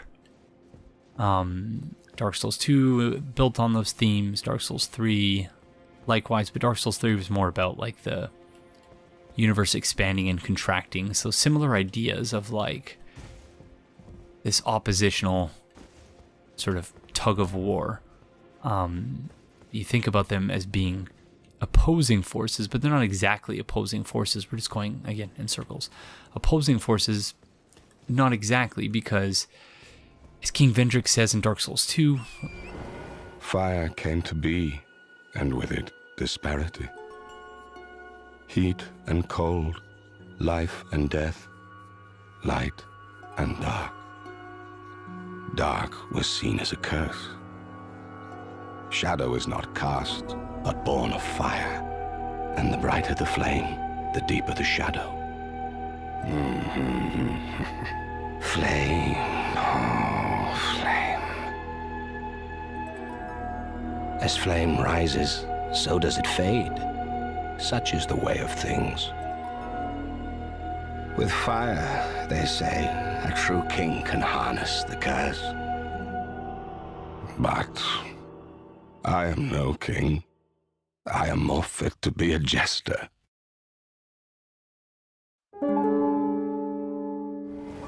The two forces appear to be in opposition to one another, but they need one another. The existence of one gives existence to the other. So, in this context, thinking about the Scatter Tree as being the shadow of the Erdtree, it's a sort of necessary thing for a radiant yellow Erdtree to exist. Then you have to have a shadowy one that exists in the Shadow Realm. Yeah, I'm still thinking this through, obviously. I'm just thinking out loud, but... Let's have a rest.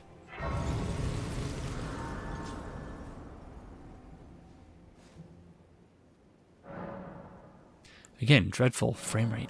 So yeah, we could add a Scatter Tree blessing, but we're not going to do that because I think at this point we're probably leveled up enough. Although, I don't know, that boss fight we were just in has me wondering about that a bit.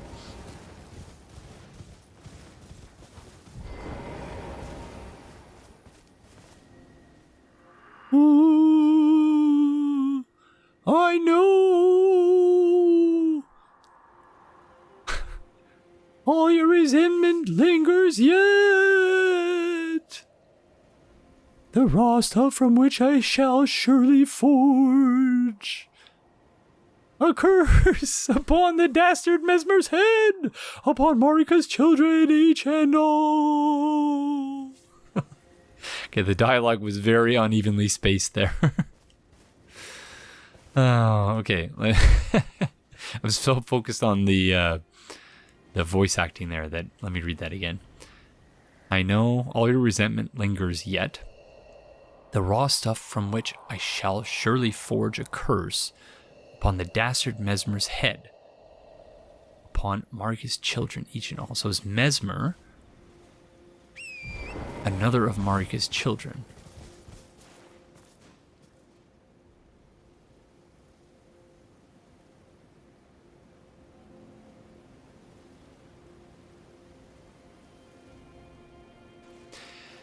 Yeah, I'm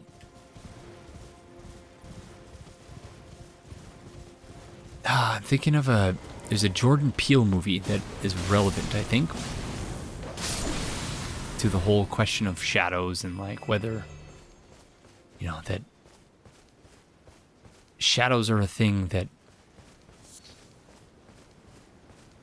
shadows don't exist on their own. They're cast by something.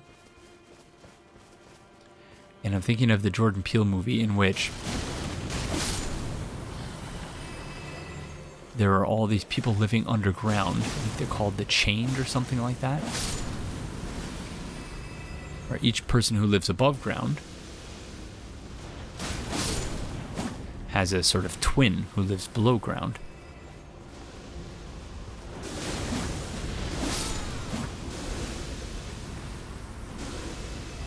While you were eating chicken, I was eating rabbits. while you were showered with love, I was kept in a cage. That's not going to make any sense to anyone who hasn't seen that movie, but if you haven't, you should. It's quite good. Spirit Gravestone, but it's been a couple of years, at least a few, 3 or 4 years since I've seen it, so I don't really remember it, but can't really provide any intelligent commentary on it, but that's what it brings to mind. A piece of gravestone that has started to turn into a spirit. Okay, interesting. We're going to start getting answers to that, hopefully. Mainly found on the Gravesite Plain, in places to where the dead have been brought since antiquity. The oldest gravestones turn into spirits and then fade away. Okay. Yeah, again, still not getting it. So these then are more recent gravestones, presumably. And those other gravestones are very old, the ones that have turned into spirits. You know, I didn't expect that we would receive an answer, and I was spending all that time complaining about it.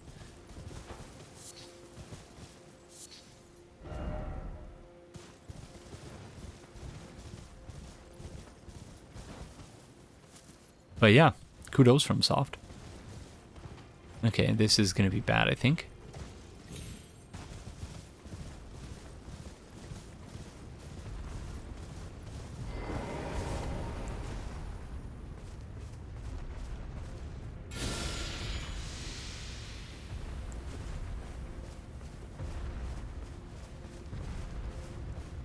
Okay, that's frightening.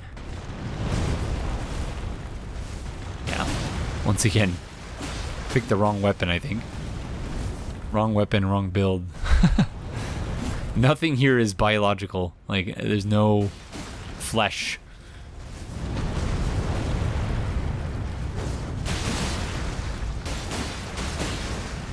Oh my gosh, so much HP. Oh, that hurts. Oh. Okay, this is bad. Is there a fire truck somewhere that we need to get to fight this friend?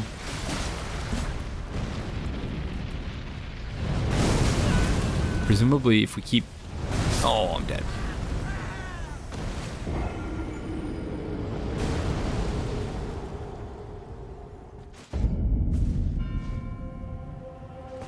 Yep. Silly me. Whoops.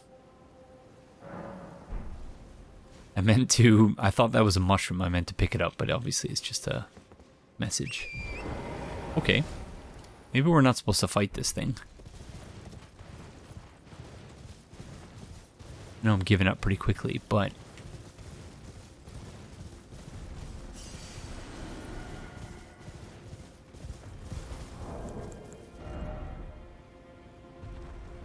I thought we were going to never level up the entire time we were playing the DLC, but I'm beginning to think we might actually need to.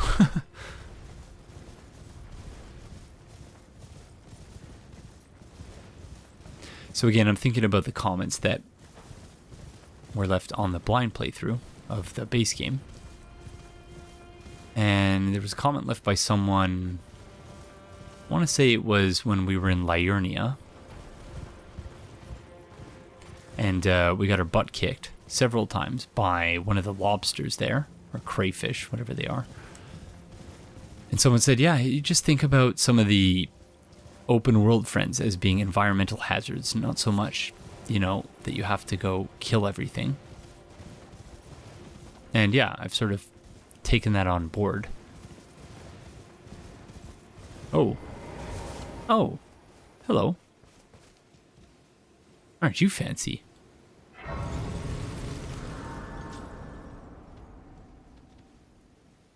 Let's have a rest.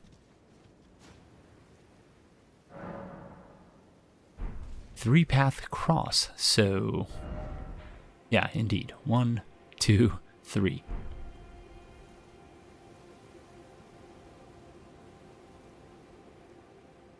I'd like to speak to an arborist about about these trees and what it means. Presumably they're not healthy. That's I think goes without saying, but like what specifically is happening? I just saw this thing in one of the loading screens. Again, I wish you could just have an option to have nothing in the loading screens, just the name of the game or something, so that you're not always like, oh yeah, I saw that in a loading screen. I assume this is supposed to be another follower of Miquella or something, because again, Miquella is associated with rings. Ah, Lady Leda spoke of you. You're that tarnished. Guided here by kindly Miquella. Weren't we all? I am Freya. I once fought alongside General Radahn. In battle, you can be sure I'll hold my own. Hi, Freya. Nice to meet you, friend. Oh, another thing. Did you speak to our dour little friend? If you've yet to do so, have him give you a map of the Cross's whereabouts. You'll find more of them dotted about these lands. They are Miquella the Kind's footprints. Who's our dour little friend? If you've yet to do so, be sure to have our dour little friend share his map of crosses, assuming you intend to trace kind Miquella's path. I don't know who that is, friend. You like that she used the term friend. Oh! It's gotta be that person.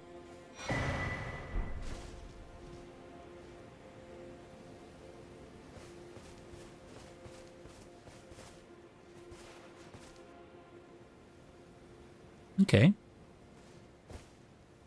Hello. Fie, another. Treading the heels of Miquella. Then, as that woman would surely say, we are in our purposes well aligned. But understand, your kind are not forgiven. The Erdtree is my people's enemy. By Marika long betrayed. Set aflame. I believe Miquella's apologies when he says our delivery will come, but never will I see your kind as worthy. Alright. And yet my oath I cannot overlook. If Miquella it is whom you would seek, then comrade, allow me to give you this. These are the sites of the crosses I found. I urge you, follow after Miquella. As long as you abide by his footfalls, you will be no enemy to me. Thank you, friend. These are Miquella's footprints.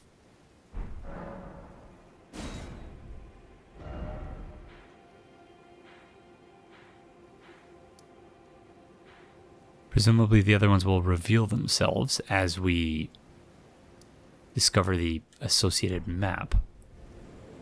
I urge you, follow after Miquella. As long as you abide by his footfalls, you will be no enemy to me. Okie dokes, friend.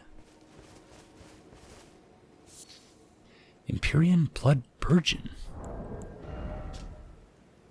A young shoot, heavy with Empyrean blood. Material used for crafting items, exceedingly rare to find. Said to burgeon forth from where the golden blood of Miquella, the wounded Empyrean, pooled. So Miquella, yeah, is wounded. Which makes sense. A simple map drafted by Hornsent. By a Hornsent. Marked with the locations of golden crosses. These crosses indicate Miquella's footprints. Carved words coalesce. I abandon here the first of the flesh of my body.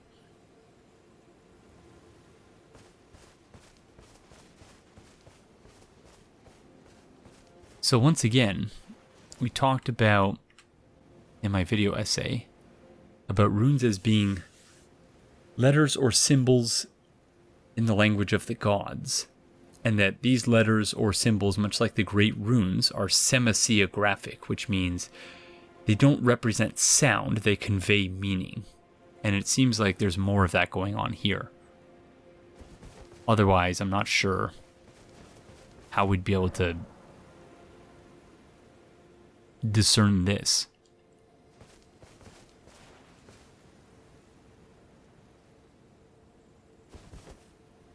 Fascinating stuff. Yeah, loving this so far, as you might imagine. Really intriguing stuff.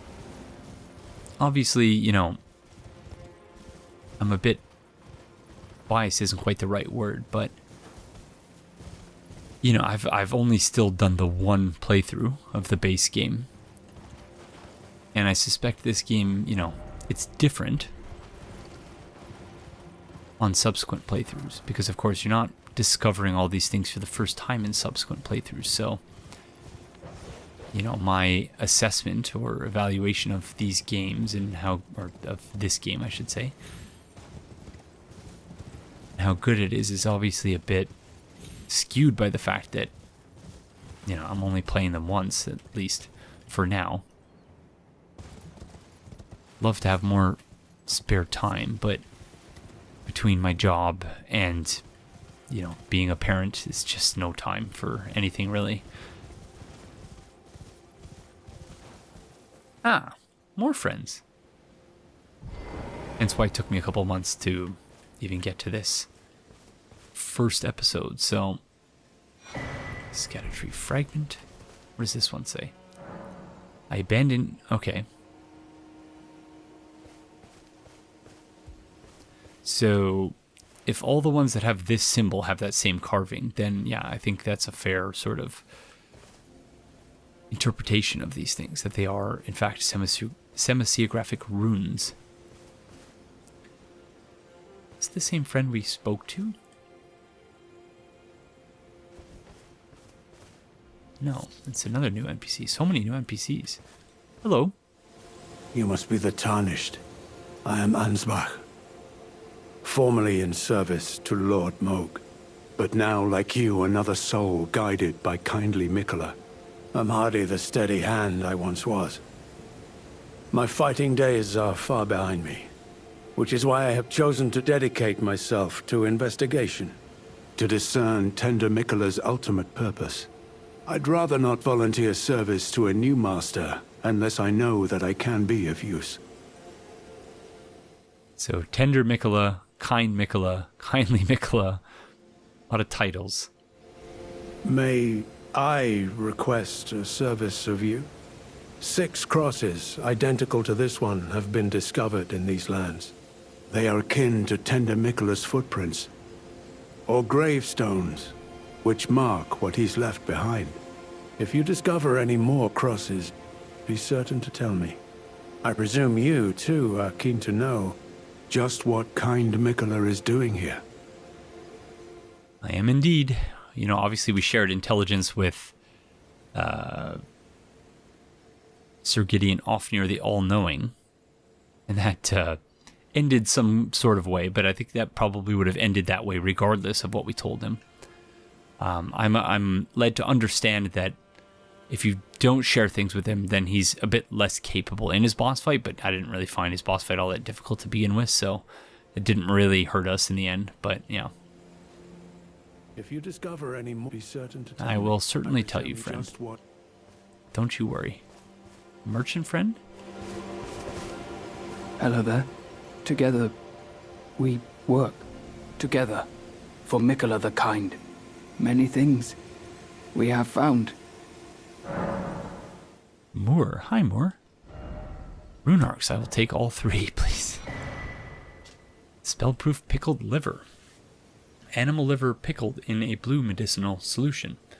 Temporarily grants large boost to magic damage negation, greatly improving damage mitigation against attacks imbued with magic. The effects of the forager brood's pickled delights are enhanced by this fermentation or rotting of the ingredients. Though this results in a pungent color, some come to find the aroma irresistible.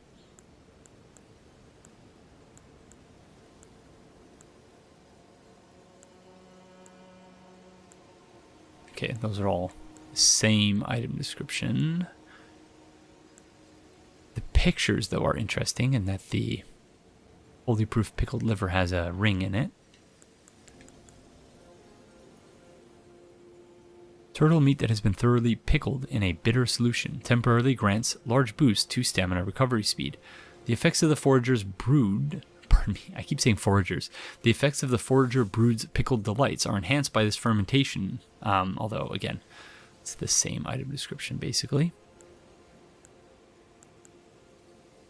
Sanguine amaryllis, a blood flower with meaty petals, material used for crafting items, grown by blood fiends in pools of blood. Perhaps even the fiends admire blood's beauty. Knot resin, knot-shaped lump of resin that exuded from the roots of trees, found near tree roots everywhere in the realm of shadow, serves as a primitive catalyst, making it suitable for processing using sorceries, incantations, and the like. A note found by the forager blood. Gosh darn it. A note found by the forager brood contains information about sealed spirit springs. Further details are available only to paying customers. Well, luckily for you, I got some runes to spend. I like finding things.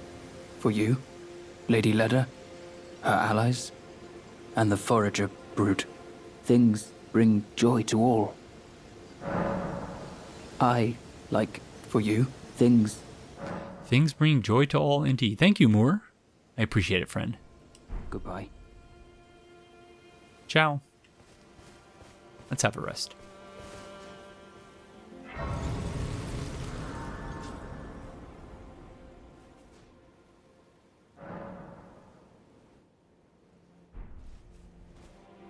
Okay.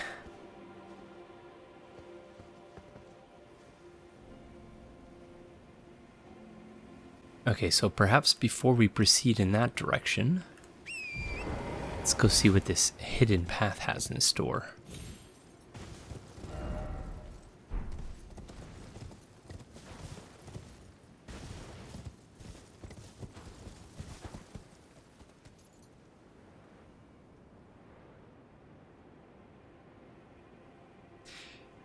Yeah, this place is appropriately eerie for what you might expect for a place called the Shadow Realm.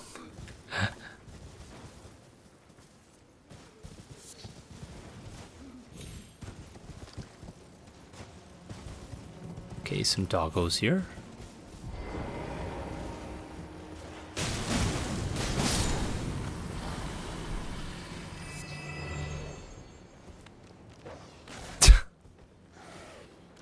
Well done, friend.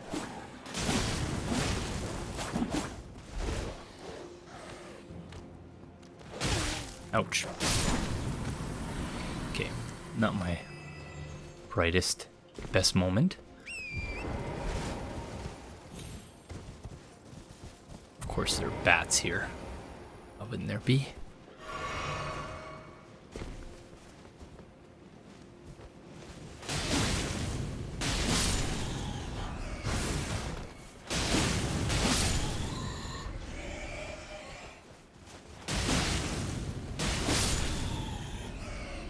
Yeah, they don't seem to be as keen to go airborne. So I'm wondering whether that's FromSoft sort of listening to people's feedback about finding airborne adversaries to be not exceptionally fun to fight. Perhaps I'm imagining that.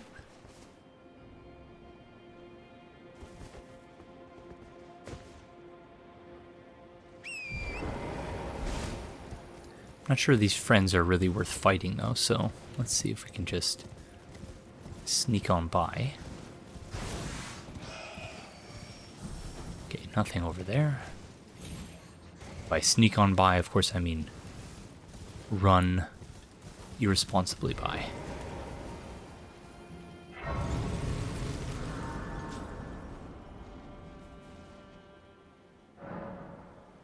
But once again, irresponsibly, probably not the right word.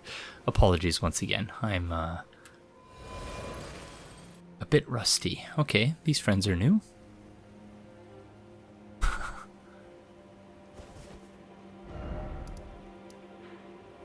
Cliffroad Terminus. Oh, okay.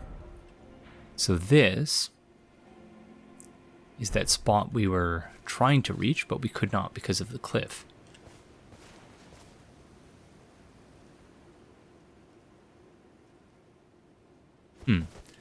Not sure which direction I'd like to go first, but I think we might as well just proceed in this direction. Kind of afraid of facing these friends, though.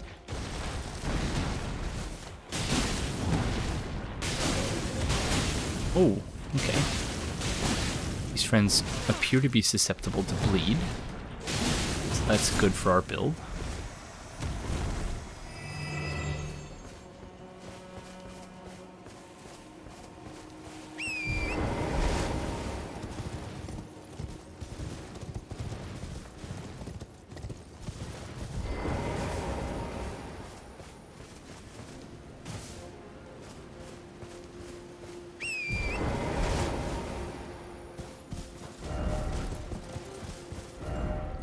Still no fort. In short, try night. Ah, okay. Yeah, that's something that,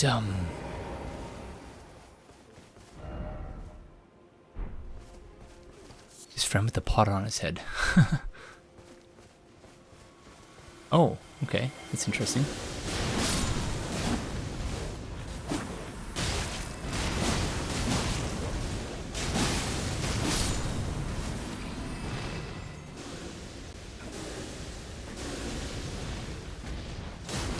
So these are the shadows of those who live in death, or something, but you only have to kill them once?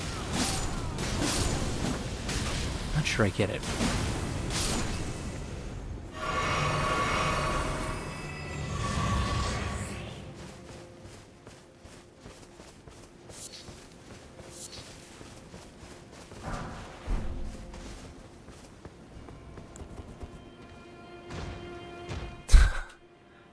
Guy's hopping around down there.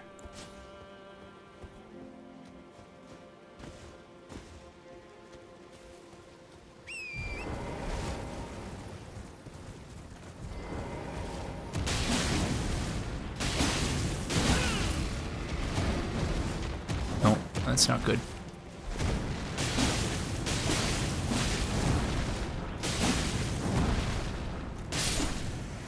Okay, thankfully his friend waited for us to finish with the other guy.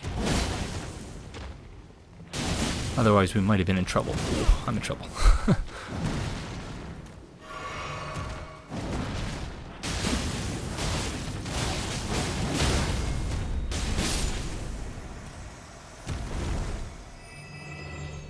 Yeah, enjoying this new build. Or, respect build, I should say. More than I suspected I would. But at the same time, yeah, there are some noticeable differences. Like, right there, we staggered that friend. We could have... They were open for a critical hit, but that has not happened very often. Obviously, when you're using the greatsword, that happens all the time. You're constantly staggering friends and getting free critical hits on them. But not so much at the moment, and that's okay. But yeah, just the difference I noticed. I know, thanks Captain Obvious. Prospect Town, okay. So who are the prospects in this town? And what makes them prospects? Like, prospects for what? Or is it a commentary on the town having no prospects? I want to hit this doggo so that we don't have to deal with them in conjunction with their friend.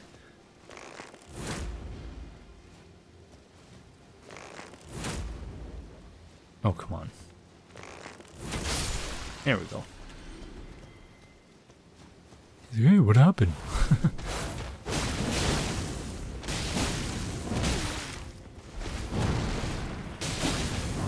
Oh, I got greedy there.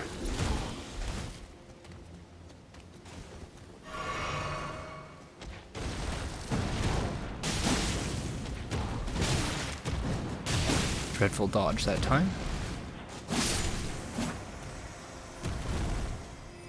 A little bit of R1 spam, never hurt anyone. I suppose. Never mind. Obviously it hurt that person, but...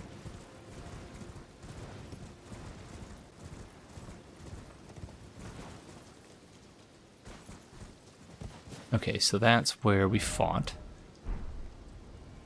the Blackgaol Knight.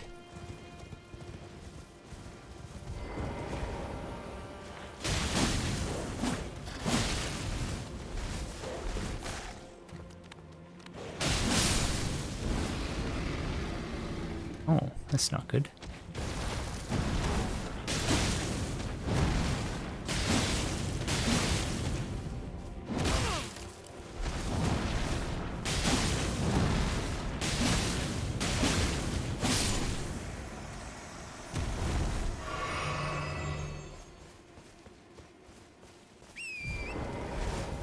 I know I'm just stalling here before we go to the actual town proper. But of course I also want to make sure that we're not missing anything around the edges here. And it doesn't appear that we are, so let's proceed in this direction so that we can stall more. Here's that lake we saw on the map. It's not so much a lake as it is a small pond. There's some turtles in here. Hi, turtle friends. Oh, hello, Aegon. We're just regular turtles here in the Shadow Realm. Odd that we're not shadows.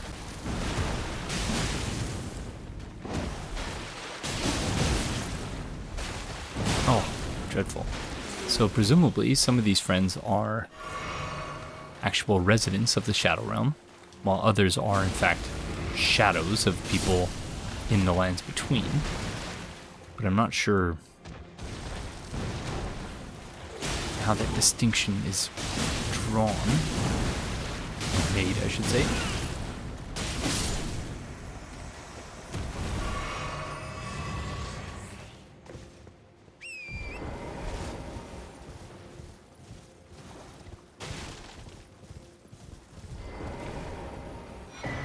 Okay, Revered Spirit Ash Blessing. Consume this ash at Sight of Grace to bolster your Revered Spirit Ash Blessing. The Revered Spirit Ash Blessing bolsters both Summoned Spirits and Spectral Steeds' abilities to deal and negate damage, but has no influence outside the realm of Shadow. So, yeah, we've already read about that, but that's good to know that this is where we're looking for such things. What is that? Is it one of those lightning goats?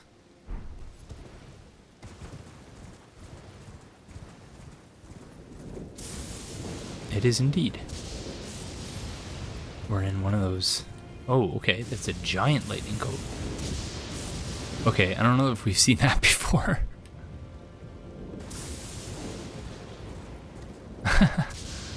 That's very interesting. Yeah, there's a whole bunch of them. Oh my goodness. Massive.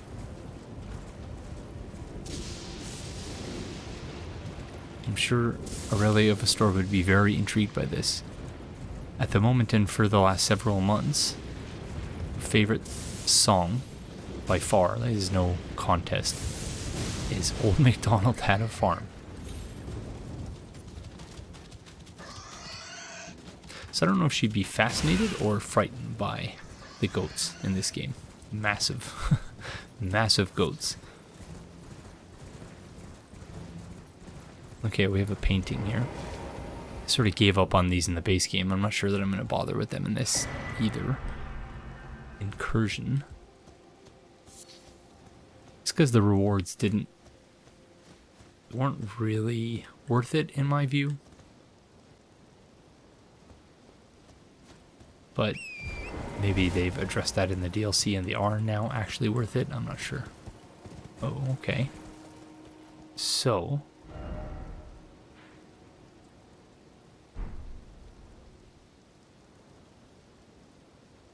this is another church. I want to say we could not have reached here from down below. In fact, I'm almost certain of it. So... oh, leave me alone, pig.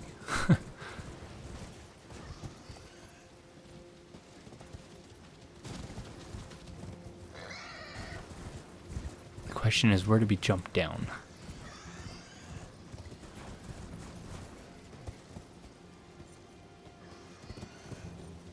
Probably here. Gosh, this is not going to end well, is it? Oh, okay. We're fine. Come at me. Come at me. Come on, piggy. Oh. There's 3 of the boars there. Okay. This could still end poorly, I suppose. Okay. Church of Benediction. Are we safe to jump down from here now? Oh, thank goodness. Okay. Blessed Blue Dew Talisman. Talisman depicting the blessed boon that is a droplet of the blue luminescent sap of the Erdtree. Gradually restores FP. It was once thought that the blessed sap of the Erdtree would drip from its boughs forever, but that age of plenty swiftly came to a close, and with time, the Erdtree became more an object of faith. Okay, interesting. That is because seemingly the Erdtree that we see in the world is not the real Erdtree. It's a sort of reflection of the Erdtree that is imposed by the Greater Will. That, you know, the Greater Will imposes its vision upon its would-be vassals.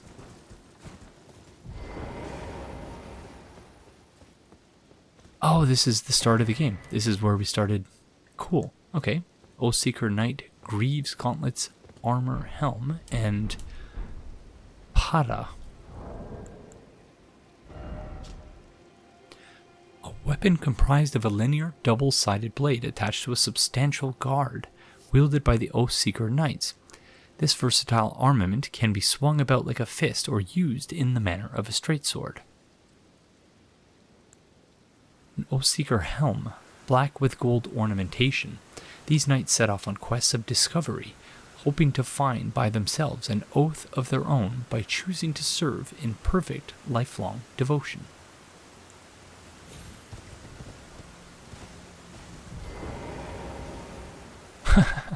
Okay.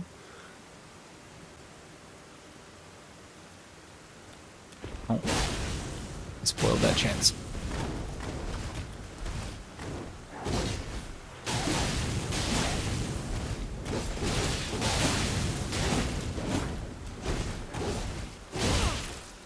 That's bad.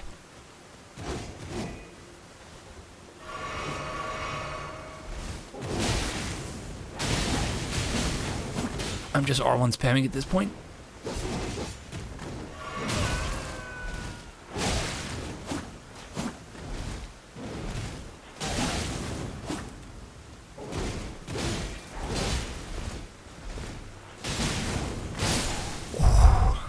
Yeah, I did not deserve that, but I'll take it. Ooh, okay.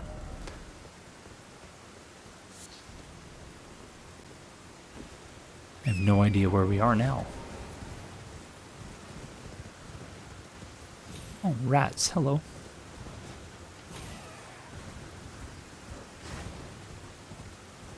Oh, giant goat. Great Potentate's Cookbook level 5. Let's get out of here first before we have a look at that. Do not want to mess with the giant goat, that's for sure.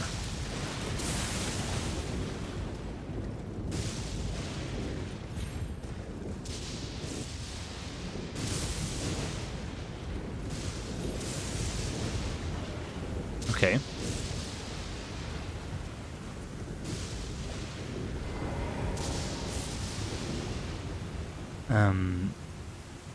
One of these servants of rot friends here.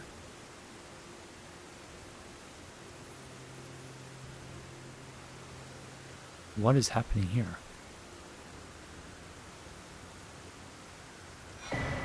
Oh, Marvel tier. Okay.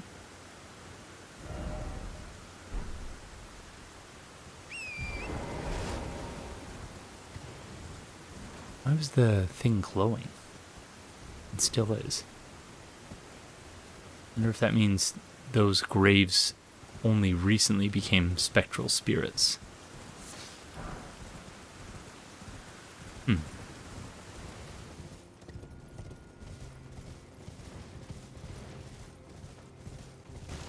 This doesn't look like it's going to be a proper quote-unquote legacy dungeon. I know not everyone agrees with that term being a thing.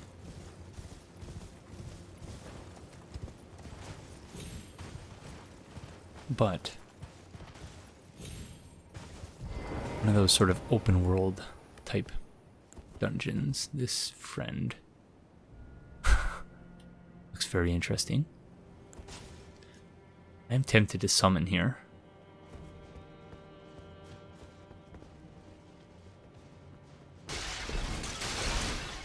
But I'm going to resist the temptation for now. I'm sure it won't take long until I just say screw it, I'm just summoning all the time.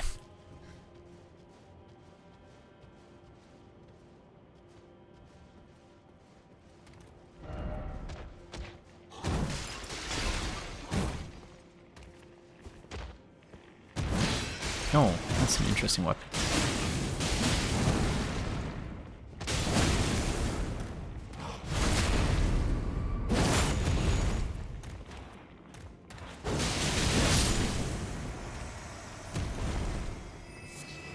Beast blood, okay.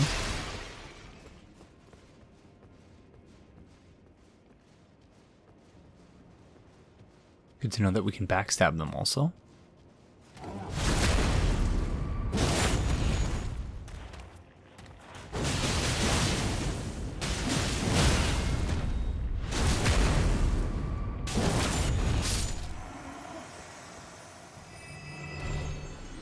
I will certainly take it.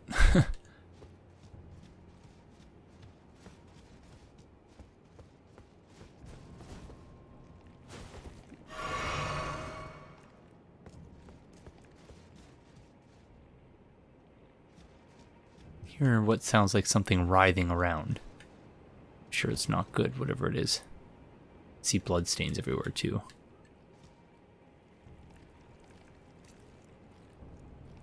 That sounds gross, whatever it is. Thank you.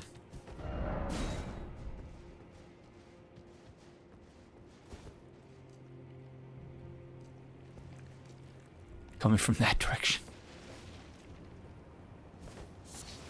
I'm scared.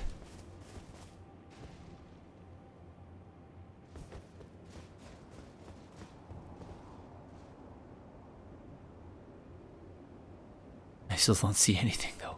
That's just making me more frightened.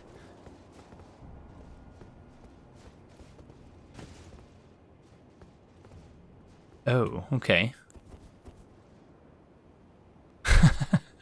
Yeah, that doesn't look good. Are they eating someone?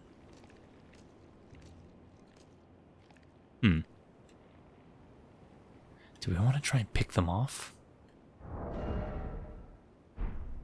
We do have poison arrows.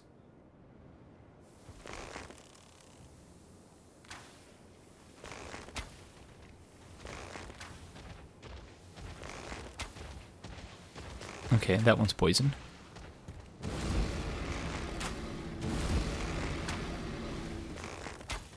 Oh, here they come. Oh. Whoop. Sorry, friends. I'm a bit outnumbered here, so you have to forgive me for my cheap tactics.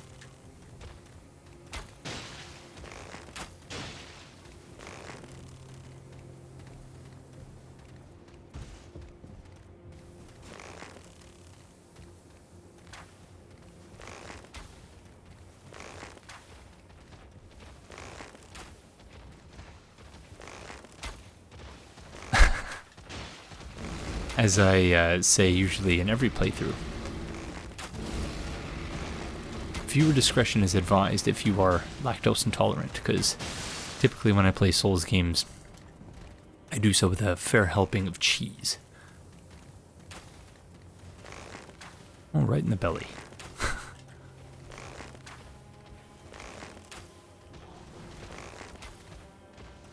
Okay, they're all poisoned now. Don't know if that will be enough to actually kill them, though.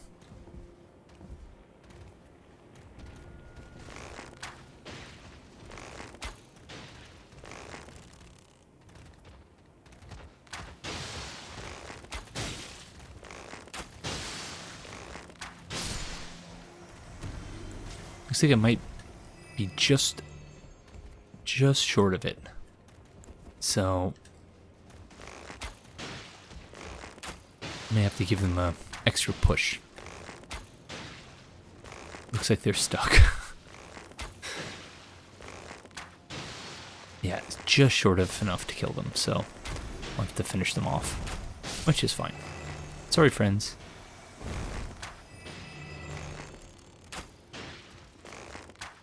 My apologies for the cheese. Not prepared to fight like 15 of these friends. And by 15 I mean, I don't know, 6?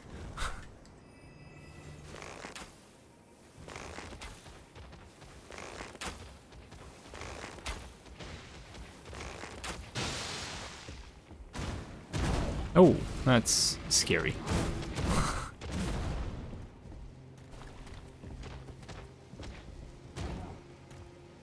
You're also going to hop across?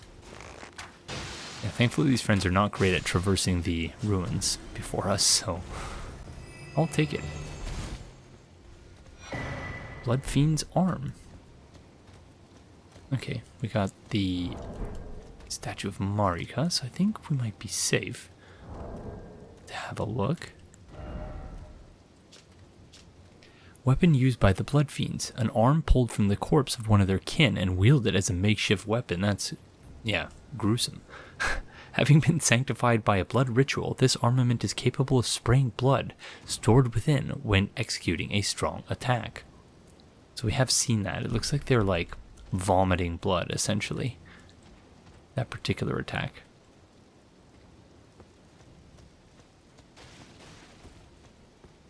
It's not tremendously pleasant, that's for sure.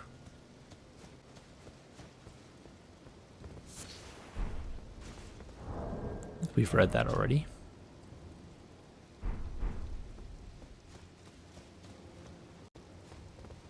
Oh, okay. So this may be teleporter trap? Let's see. Elder God Heirloom. A talisman engraved with the lore of an Elder God. Raises arcane. The clan who lost everything in the great fires peered upon the corpse of their ancestor, normally an act of sanctity, and saw in its shadow a twisted deity. The clan had suffered such torment that the horrible thing was taken as an act of worship. Okay, very interesting. The clan lost everything in the great fires, peered upon the corpse of their ancestor, normally an act of sanctity, and saw in its shadow a twisted deity. So again, they're really playing with some of these themes that were the focus of Dark Souls 2. Shadows not being cast but born of fire, that type of thing. And the brighter the flame, the deeper the shadow. So in other words, you know, power is a versatile equilibrium as opposed to something that one can unproblematically possess. It's not so simple. That's my interpretation of what that's trying to tell us, but I could be wrong, of course. Okay, I guess that's all that is here. Doesn't really seem to be anything else. That was the highest point. As I suspected, this doesn't appear to be... It's not like a legacy dungeon type area. It's just one of those sort of ruins that we often see while wandering around in the world.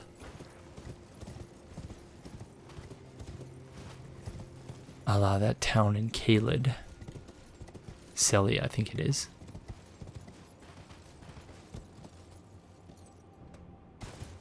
Again, apologies, it's been a year since I've played the game. Obviously, I was working on my script for the video essay prior to that. So it's not been like a full year since I've spent any time thinking about the story or anything like that. But still, some of the details are... it's going to take a bit more time until I remember everything with a bit more clarity. Okay. I think that's good. I think we should just head back to that other site of grace. Main gate cross. Let's go have a look.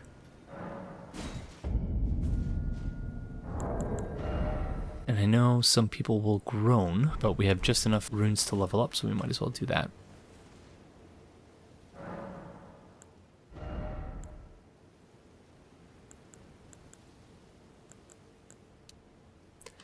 Continue leveling Arcane.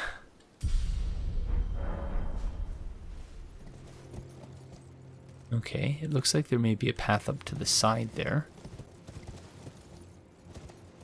Possibly on this side as well. I have a feeling we're not going to be able to enter here. Oh, never mind.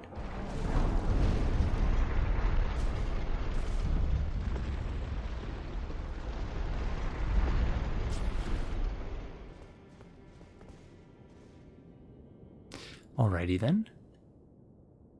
No music. Oh, okay. That's a giant spider.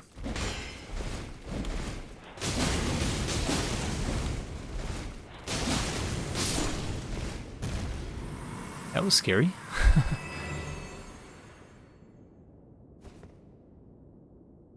See, this is what I wanted in the base game. Where sometimes you go into a place and there should just be no music, because it creates a sense of eeriness about the environment you're in. And if I recall correctly, I don't think there was any places in the main game that just where the music just stopped.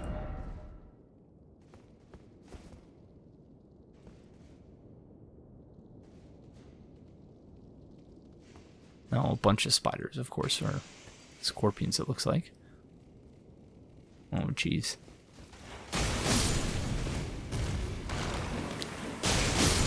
It's almost akin to Brightstone Cove Seldora in Dark Souls 2. A lot of Dark Souls 2 references in this episode.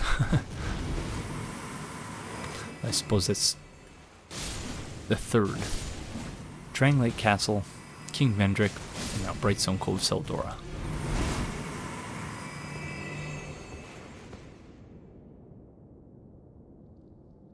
Okay, looks just like those friends. The circular weapons.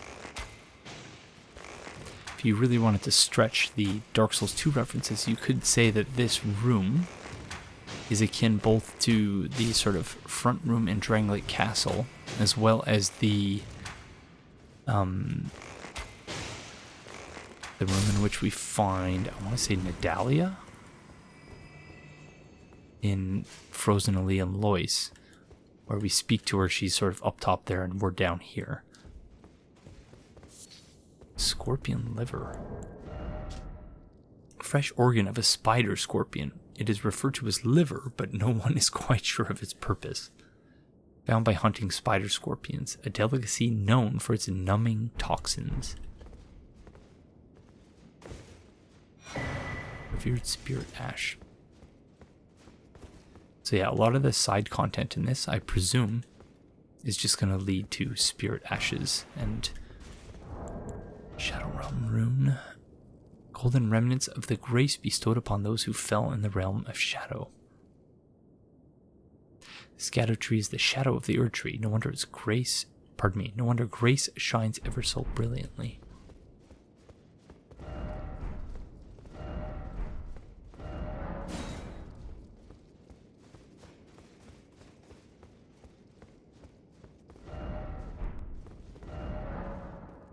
Some people doing the greater will's work. These things are quite interesting.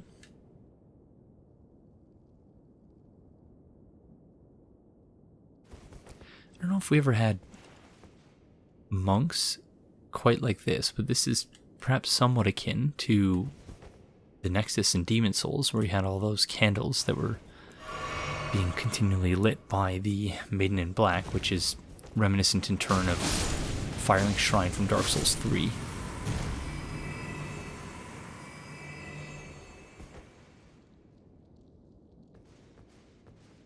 Spider Scorpions, that's a frightening combo. I'm sorry, friend.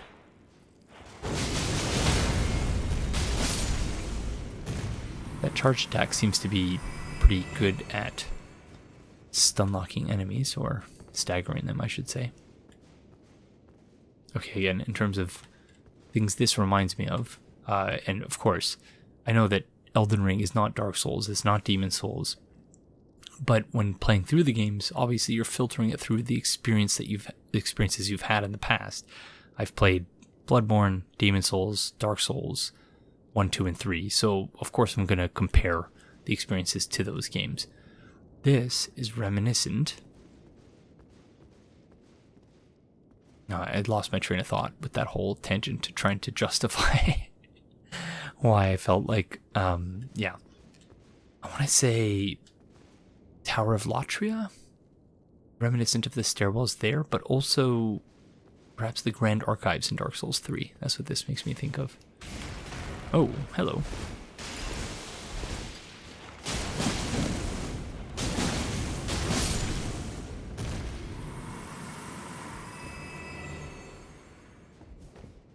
Again, I absolutely love the fact that there's no music here because it makes it so much more creepy.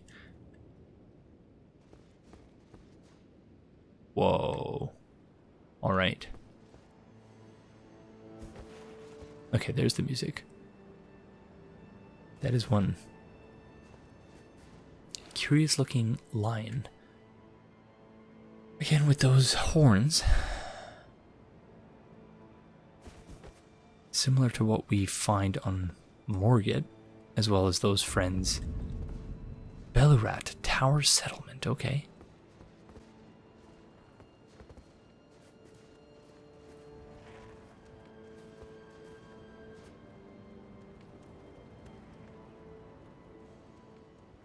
Can't tell if it's the exact model of the commoners.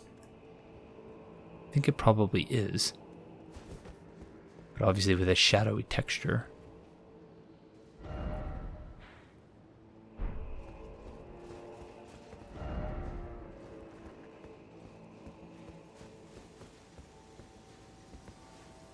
Let's have a rest.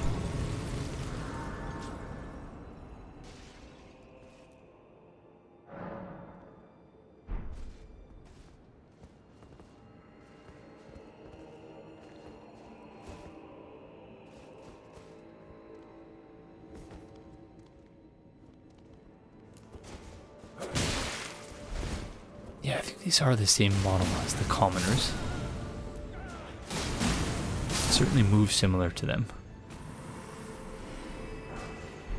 Oh, we got some neutralizing bow. This is very nice. Silverhorn Tender. Oops, what the heck am I doing? Old currency used by Hornsent, made by coating spiral horns with silver. Temporarily boosts item discovery, can be sold for a high price. These trinkets were once symbolic of society's upper echelons. So, spiral horns, that's how you would describe them. It's not open from that side, so that's a shortcut exit. Darn it. Fell for it.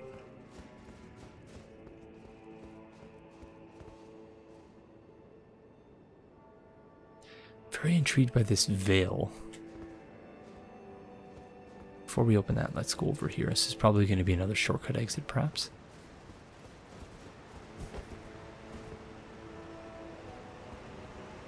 Oh, that does not look like clean water.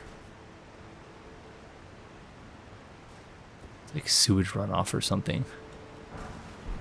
Oh, stimulating boluses. Very nice. Oh, that's a far more delayed than I was expecting it to be.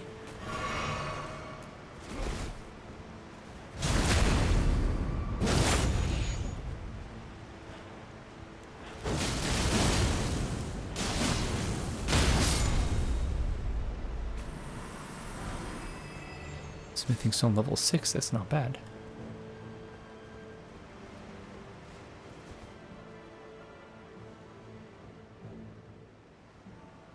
Okay, before we proceed, maybe we should open that door. I'm beginning to think that we probably won't be able to open it.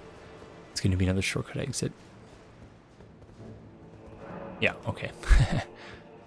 Just so that we're aware that we're actually starting the area. Just wanted to make sure I was sort of on the same page with myself, if that makes any sense. Oh, hello.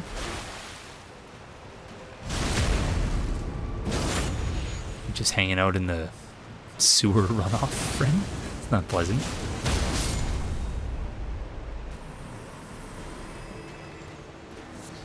Not resin.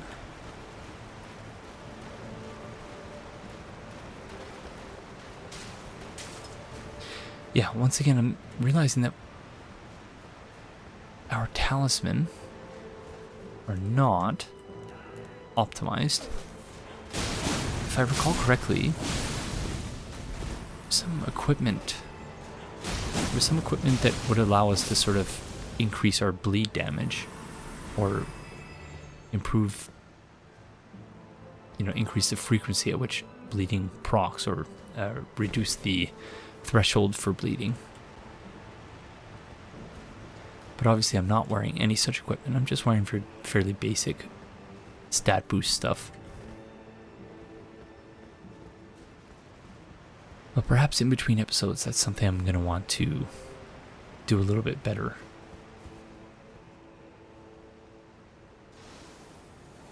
Oh, that hurts.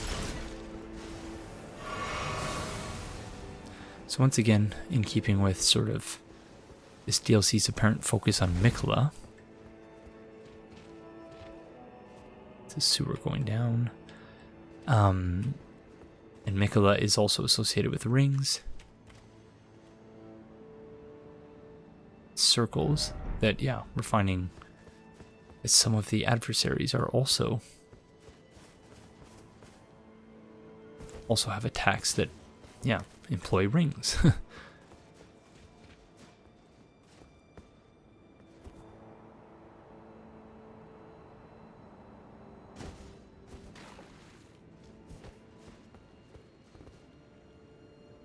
Hello. Okay, that's true to shadow person form. Cannot see through them. Locked.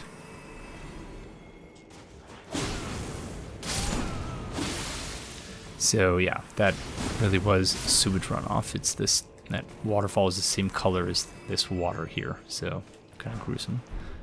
Mesmer fire grease. So one of the item descriptions talked about.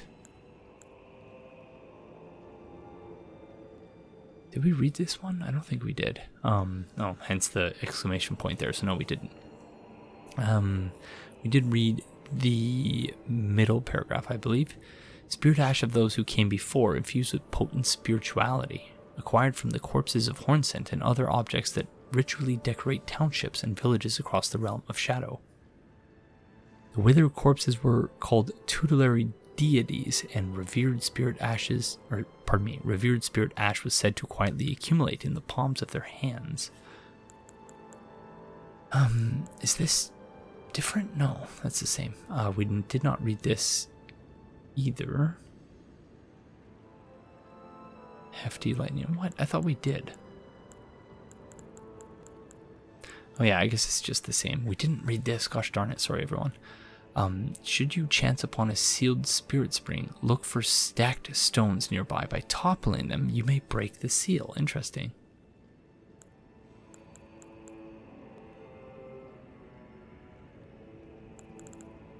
Okay, I think that's it. Fire was a symbol of the crusade, and even Mesmer's rank-and-file soldiers would wield it.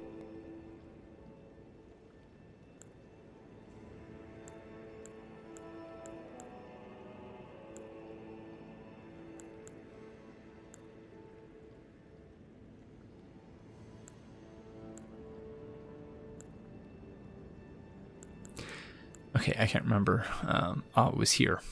The clan who lost everything in the Great Fires, so presumably that has something to do with Mesmer. Okay, so we'll have to come back here because we don't have a key. And it's a dead end.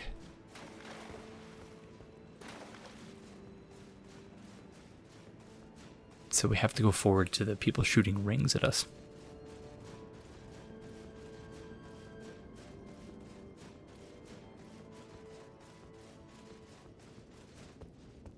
That is a long ladder. Thanks, friends.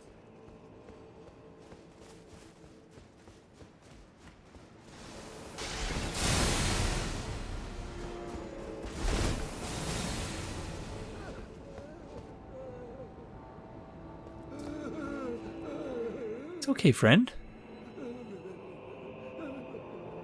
Whatever it is, I'm sure there's someone you can talk to. Help you feel better. Just not this person, because they're about to be dead. Sorry. Oh, lots of upgrade materials, so very nice.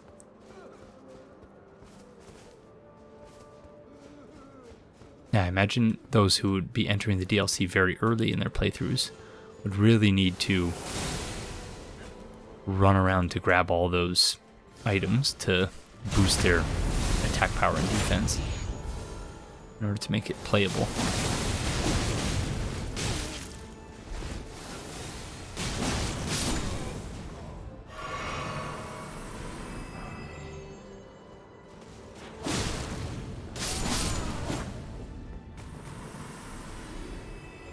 Alright, how do we want to handle these friends up top? I guess just with the bow.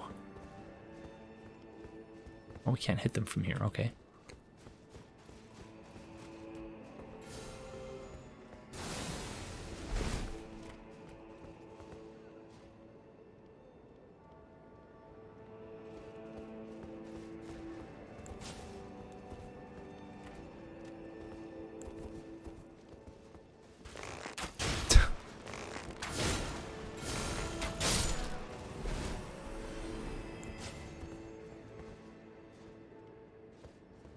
Alright, that was easy enough.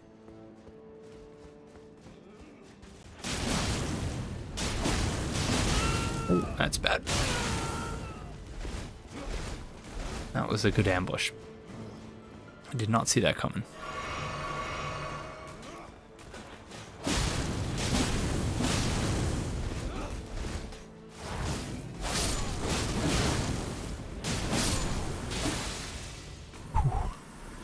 That was close.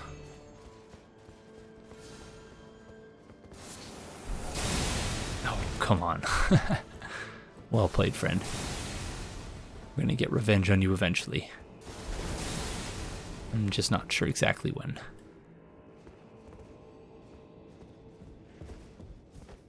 Sorry. See, there was an item there and didn't want to let them aggro behind us. Oh. Okay, that was creepy. Was that just another player? Yeah, whatever that was, that scared me.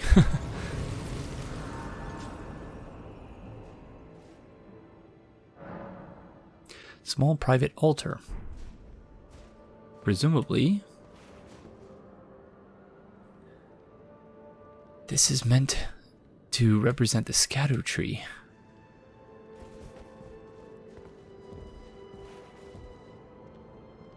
But also they're praising apples and tomatoes? Today we venerate fruits and vegetables.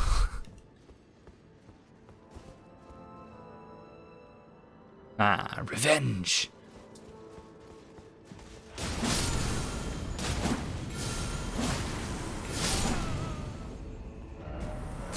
Indeed. Oh. That's interesting. Another locked door. Add that to the list, I suppose.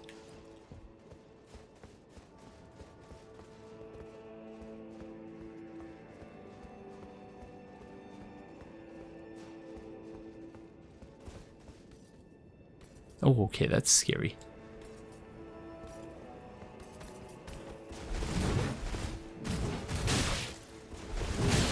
Ouch.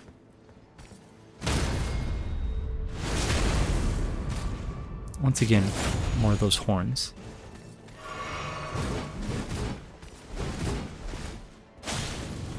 Oh, that's dreadful. Oh, so was that. What am I doing?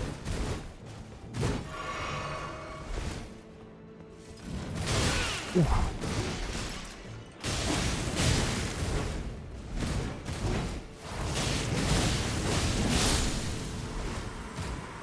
Okay, that was not pretty.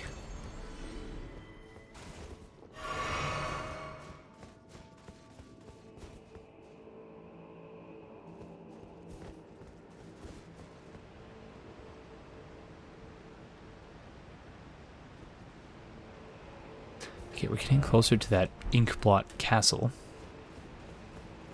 Still have no idea what to make of all of that. Oh, you scared the daylights out of me, friend. Jeez Louise.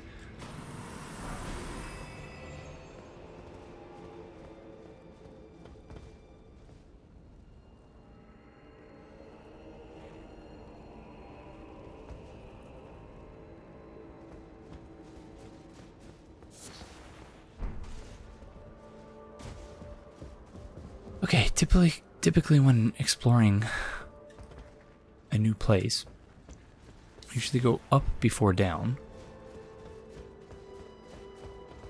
Because often the way FromSoft lays out their dungeons, by going up you eventually find your way down.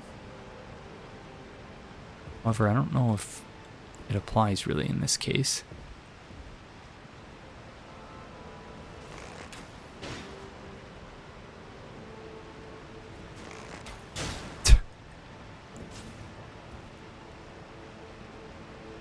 I was hoping they would walk off the edge. They appear to have some sort of invisible barrier protecting them. So yeah, let's just proceed in this direction. Because I don't know that up before down applies here. Oh.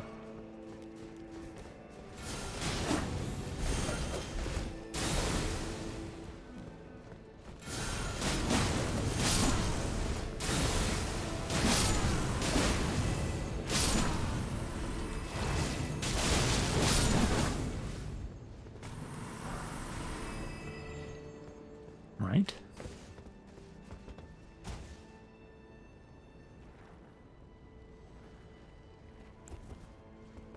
If I want to mess with this friend up here.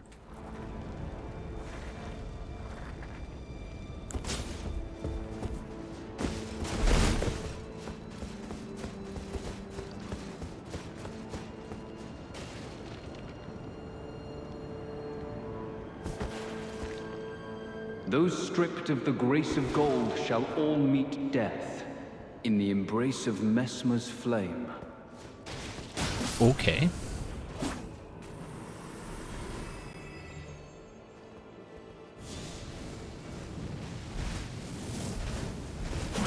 Ouch. Ooh. Okay.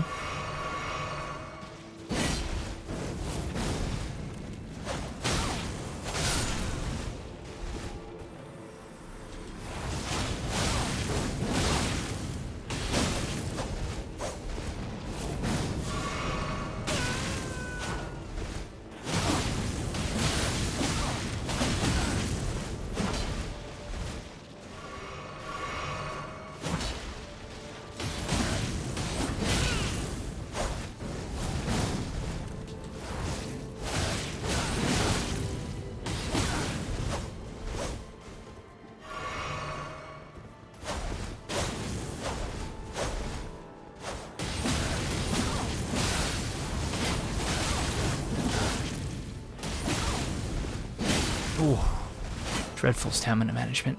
Oh, come on. Oh, stupid bench.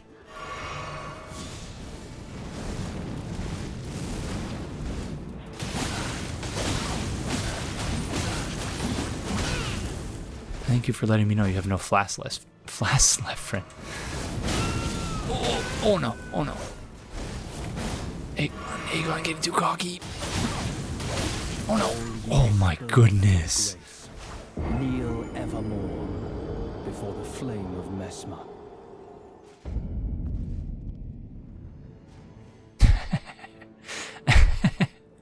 I totally deserve that, gosh darn it. Yeah, see, this is what I'm talking about in terms of not knowing what the descriptions actually mean. Blood loss in vicinity increases attack power. So does that mean by using a bleed weapon? Gosh, it's so non-specific. That has to be what it means. Yeah, whatever. I'll just keep my gear as is, because I actually don't know whether that makes any difference whatsoever. Those stripped of the grace of gold shall all meet death in the embrace of Messmer's flame.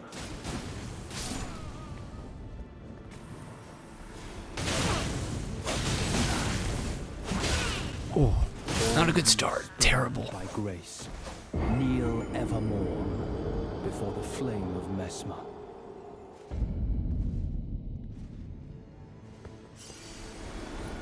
Those stripped of the grace of gold shall all meet death in the embrace of Messmer's flame.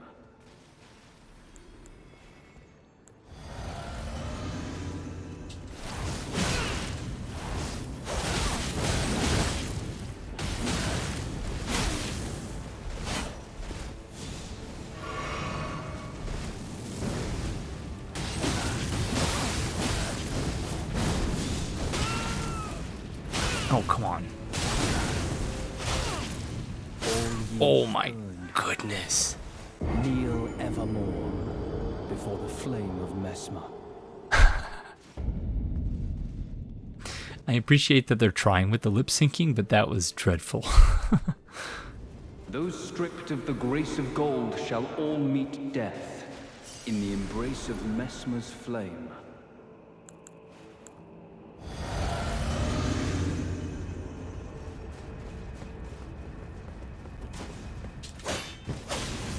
Oh, dreadful, Aegon.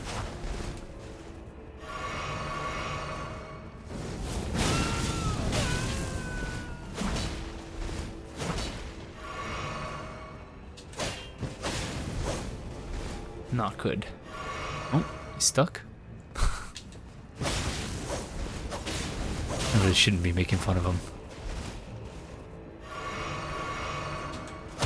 Thank you.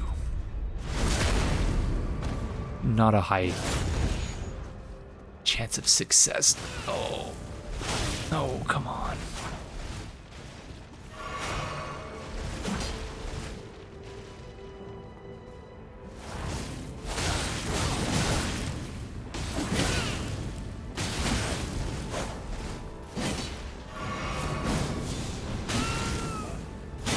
Well played, friend. Oh.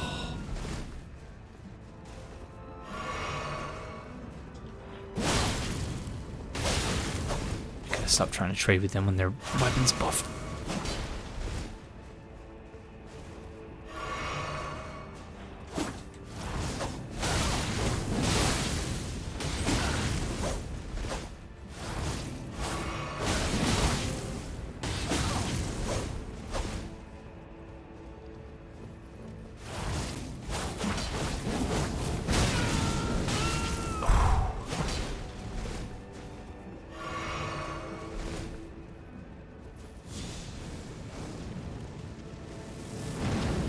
Come on.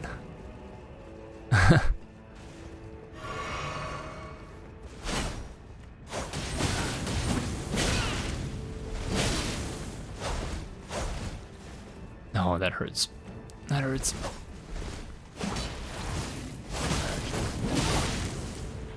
All ye spurned by grace, kneel evermore before the flame of Messmer. Those stripped of the grace of gold shall all meet death in the embrace of Messmer's flame. Oh, come on. Let me cheese him.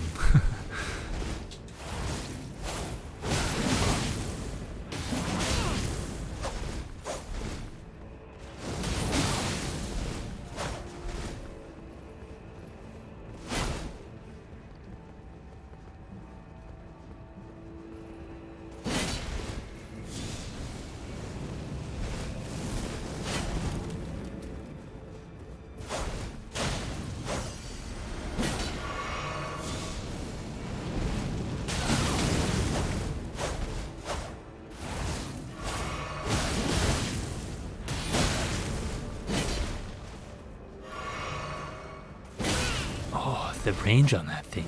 I feel like it wasn't anywhere close to me there. Oh, gotta stop trying to trade.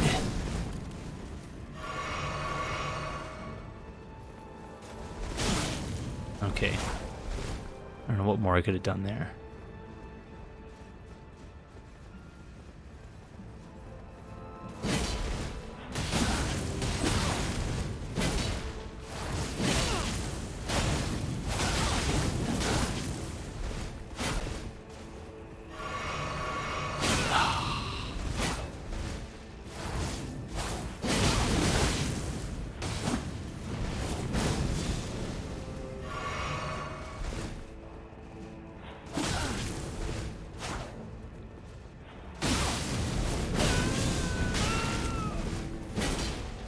These combos he has.